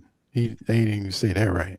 Right. It's a lot of convoluted competition here. You don't even know the corporate structure talking about you work for your boss. No, you work for the company. Point in real time. No, but this is what I'm saying. When men and women get together, the main thing is we're getting together for sex. So you can add on friendship if you want to. But what I'm saying is that a person is not devaluing that person just because they don't want to be friends with that person. Now, before you go. All right, that's the end of it. Yep. Amen. So all in all, I believe what he's saying, and I think that she's not hearing it because our pain is, he said it clearly, she wants to be right. But women have to know these things going in, right? Women have to be aware of these things. And so we can't blame men for being who they naturally are. Now, could you be a different type of man with different other morals and additives on why you're not just having sex like other men are? Yes, right? That's true too for a lot of men. They're not just going to give their bodies away. But what she's not hearing is that, just because I want to have sex with you doesn't make you less of a human being of not wanting to be your friend. And sometimes I think that women, it's hard for us to hear, like we say, oh, we want the truth. We want the truth. Tell us the truth. And I think he's telling her the truth. There are some things I didn't agree with, but I think that he's telling her the truth and is not landing right on her ears. And for most women, it probably wouldn't land right with them hearing, well, if we can't service you, then we're no good to you.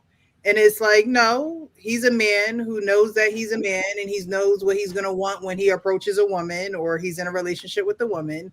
And so anything less than that, he's not entertaining it. He's not going to entertain just being friends with you if you attractive and he visualizes you naked every time he sees you, right? Like he's not going to want to just be friends with you. And so I think that when I first saw this, I was like, well, dang, he pretty, shallow and he ain't, he's shallow. Yeah, he is shallow, but at the end of the day, he is the ground level. I feel like not the ground level, but when you build a house, before it's all done, you have just the structure, right? You have just the plywood or whatever. It takes more nails, it takes siding, it takes the roof, it takes so much more to create that house and to be in the home that you see as a finished product. And he's just the basic structure of a man to me. Right? He's just a man. He's going by his natural desire, and he's okay with that in his life. And sometimes women have to be okay with hearing men and what they say and say, well, that's you, but if that's what you want to do, okay. But I think sometimes in these YouTube debates or whatever, it just goes on and on and on and on. He's not in a vacuum, though. He's not in a vacuum, right? Because in these YouTube and TikTok debates, women put maximum value on their box. I don't know why. It's like a bus. No, but they do. Right? But let me just say this, right? They put maximum value, whether they deserve to or not. But that's what all of these damn criteria is for. You have to have this much money. You have to have all of this kind of shit. That's all because if you want this box, because they don't never say what they bring to the table, because they figure they're bringing the sex to the table, and that's the barter. Women barter their sex all the time. Yeah. I mean, all the time. That's up to and including wives. So I'm just saying. So, yeah, he's superficial, but he's only living in the sexual environment that women have created. He's saying, listen, I don't have any more emotional energy to provide you if I can't get what I need in return. I don't need your companionship. I don't need to sit down here and hear your bullshit about life. I don't hear none of that. I don't need it. If we ain't having sex, I want to go my own way. Right. And some women ain't going to like that met, but that doesn't devalue the woman. Right. It's just to him on how he sees women. Right. And part of that, that's his own problem. That's his own shortcoming. Because most men, absolutely most men, don't see it that way. That's why men out here who acquiesce to women, simp and do anything. Listen, he is an anomaly. Some men might dream that that's their thing, but that's not how they behave. Some men will just love to be around in sniffing distance of a beautiful. Yeah, he's definitely like on an island by himself. Yeah. I mean, there probably are other guys out there like him because, like you guys were saying, he probably experienced something that, it just took him over the edge when he was like, okay, look, if I can't get what I want, I'm not going to be their friend. I'm not gonna give them that energy that they're looking for. Um, because yeah, I definitely didn't agree with him talking about he shouldn't protect somebody if he's a friend Yeah, with them. crazy. Like that was kind of retarded Right. because um, you really have to think about like what if someone tried to hurt like your sister or your daughter if you had kids, and I don't know if would he's you want that person, right? Would you want somebody to look out for them, or would you want somebody to do something? And so um I think a lot of his moral values have really taken a back seat to what I agree. he is actually doing. um and so, but he's telling the women the baseline of what he is. Mm-hmm. Like he's saying, hey, this is, whenever he meets these girls, he's like, okay, look, this is what I'm looking for. This is what I'm not looking for. But when some women do the same, they'll be like, look, if you can't, like our pain was saying, like if you can't, you know, give me this bag, or if you can't pay for my nails, if you can't do these types of things, like, you know, there's really no need for us to even communicate. And when they tell you that, if you're the kind of person that's, you know, you're not willing to do that, that's your sign to move on, right? Like, so that's just a baseline that you have, that you're not willing to, you're not willing to meet her. I don't negotiate with terrorists. Like, what are we talking about? And so, um, I think that, in the long run, I think he will look back and say, man, I really messed up. He's not. No. He's too far gone. How would he mess up? Is the question I want to know. Well, I'm saying morally, like, there comes a time in your life where you look back and you think about all of the decisions that you have made. And we all haven't made the best decisions. Nobody's perfect. And I think at some point he will look back on his life and be like, man, I really shouldn't have did a lot of the things that I did, or treated people the way that I treated them. Because He's just in a, because he's talking like that online, that doesn't mean that he is like coach said, it doesn't mean that he's actually doing what he's talking about. Like, and so he could have just been hurt really bad, and he's trying to feed that hurt, right? And so eventually, at some point, or he might not ever, he might just have it locked in a box somewhere, and he will never open that box ever again. and But some get like that. yeah. It's an Can't old take playoff Cam rejection. Newton. Can't take.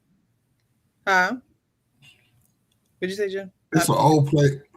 Jeanette, I was about to call you. The, What'd the way Cam Newton is speaking and living now, guys are starting to gravitate towards that mindset. He says it. I don't want to be around, because women come on the show every day trying to throw that monkey in them, and we can be friends and da da da da. That shit sound good until they in that space. And I think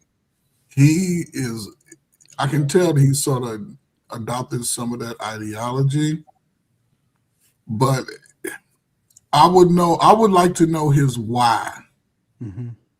That's because I can tell he wasn't always that guy 18, 19, 17, 18. Some people just got it early. Some people get it as they get older, they get into their career. And most guys typically who think that they're about something will typically save some money. And maybe I'm wrong, but 9 times out of 10, I've seen this before. Now he's in a position where he's in control. Right. And he don't want no woman around because he also understands that he's going to be attracted to them light skins that show up around him. All them little light skin, bright skin. Oh, I can tell he going crazy off of them. He ain't gonna. I guarantee that he would not look at a brown skinned woman and be like she's attractive. Oh, I guarantee man, you. listen to this shit. I guarantee it. Why I'm sorry, y'all. I'm sorry, y'all pain, man.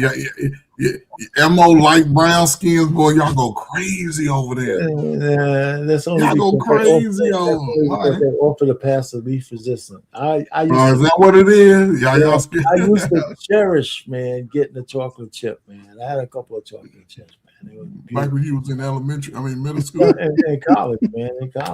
You know, is that the one that broke your heart? No, that's a little light skin after, man. light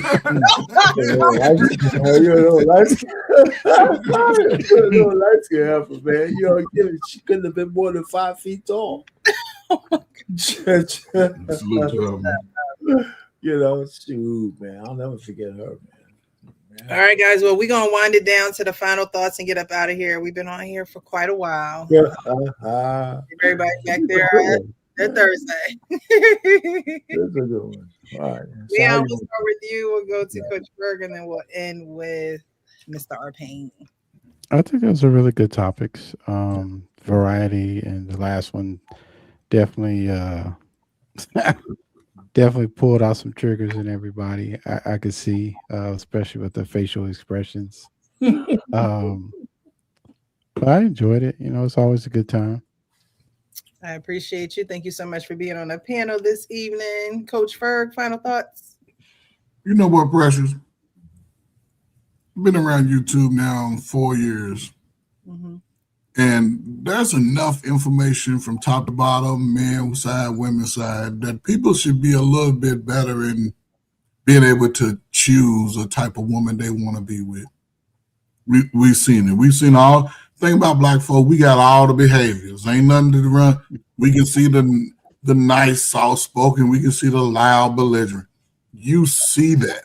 So there's no reason for you to say nobody taught you shit. Stop listening to other people. Be willing to be different. Be willing to find something other than your cousins and your sisters and how they act.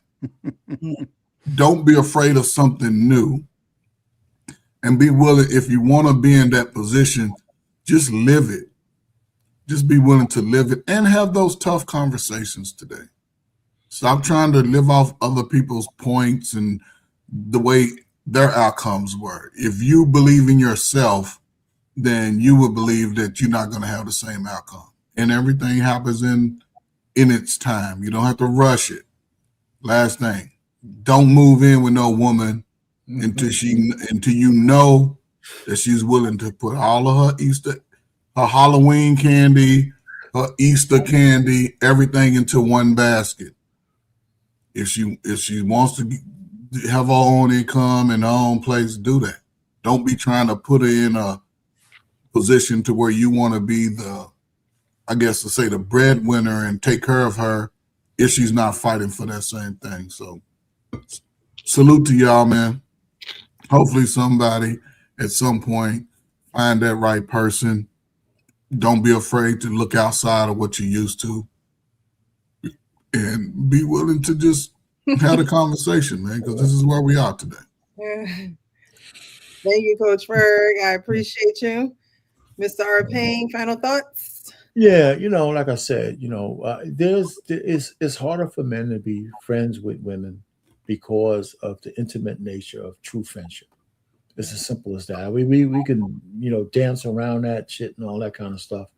It's things that, you know, we can cleave to fellas, and we ain't talking about the gay stuff, and say the kind of things we need to say. Women change the environment when they're involved. Yeah. Yeah, period. When a woman comes in, the environment changes. So there's a lot of guys who withhold information and all that kind of stuff. So if you have a cadre of women that you're having intimate conversations with, you know, it not only might, you know, you might have a sexual feeling, but if those women are in any kind of relationship with a solid man, he ain't gonna like that shit either. Right? So the point really is, it's not that you can't have relationships with women. You just have to have natural guardrails that matter, that you stick with, because if you leave it up to nature. Somebody's banging somebody out. It's just gonna happen. Might not happen overnight, might not happen quick, but that's how these things happen. You know, so that's that. But there's no. But if you're friends with a woman and it's friends with benefits, it might last for a short period of time because somebody's gonna catch feelings, and you'll share intimacy, sexual intimacy, and also all your secrets. And she might have a lover, and you might have one too. And now you're breaking somebody else's heart, but it's a secret between both of y'all. And then that causes negativity, right? Because if you're both single, then it's not really friends with benefits. You guys are in a relationship, and so it's what you make it as. So I just think that, men and women could be acquaintances, they could be friends, but with the proper guardrails that need to be put in place. And it's as simple as that. It really is. I mean, I think we try to force feed uh, uh, what we think should happen as opposed to what reality is. We are creatures of nature, all of us, and we keep trying to fight that, and it's hurt us as human beings, I think. Anyway, that's all I have to say. Well, thank you to everyone who has watched this evening, peeked in, left a comment, was engaging in the chat, the Real Black Lexicon. Thank you so much for being here. Dylan, I appreciate your compliment. We've had some that I didn't highlight, but I appreciate you guys. Lee Turner's in the building this evening. Thank you guys so much for being here. I thought this was a good night for these topics. Arpain sent me one of these videos. Mm-hmm. He sent me another one too. So I totally forgot about that one. And if you got to promise to keep coming back so we can have these so we can get our weekly fix. So next week we'll go over one of the other ones that you sent me. But I don't mind you guys sending me different videos that you come across. I openly welcome that because sometimes I don't want to be scrolling for this content. Yeah. Okay. You got it. If you have it, you can definitely send it my way and we'll just create a show around it. I don't have any final thoughts this evening. I'm tired. I'm being honest. So I appreciate you guys. We will be back next week. I will be traveling this weekend. I'm being interviewed.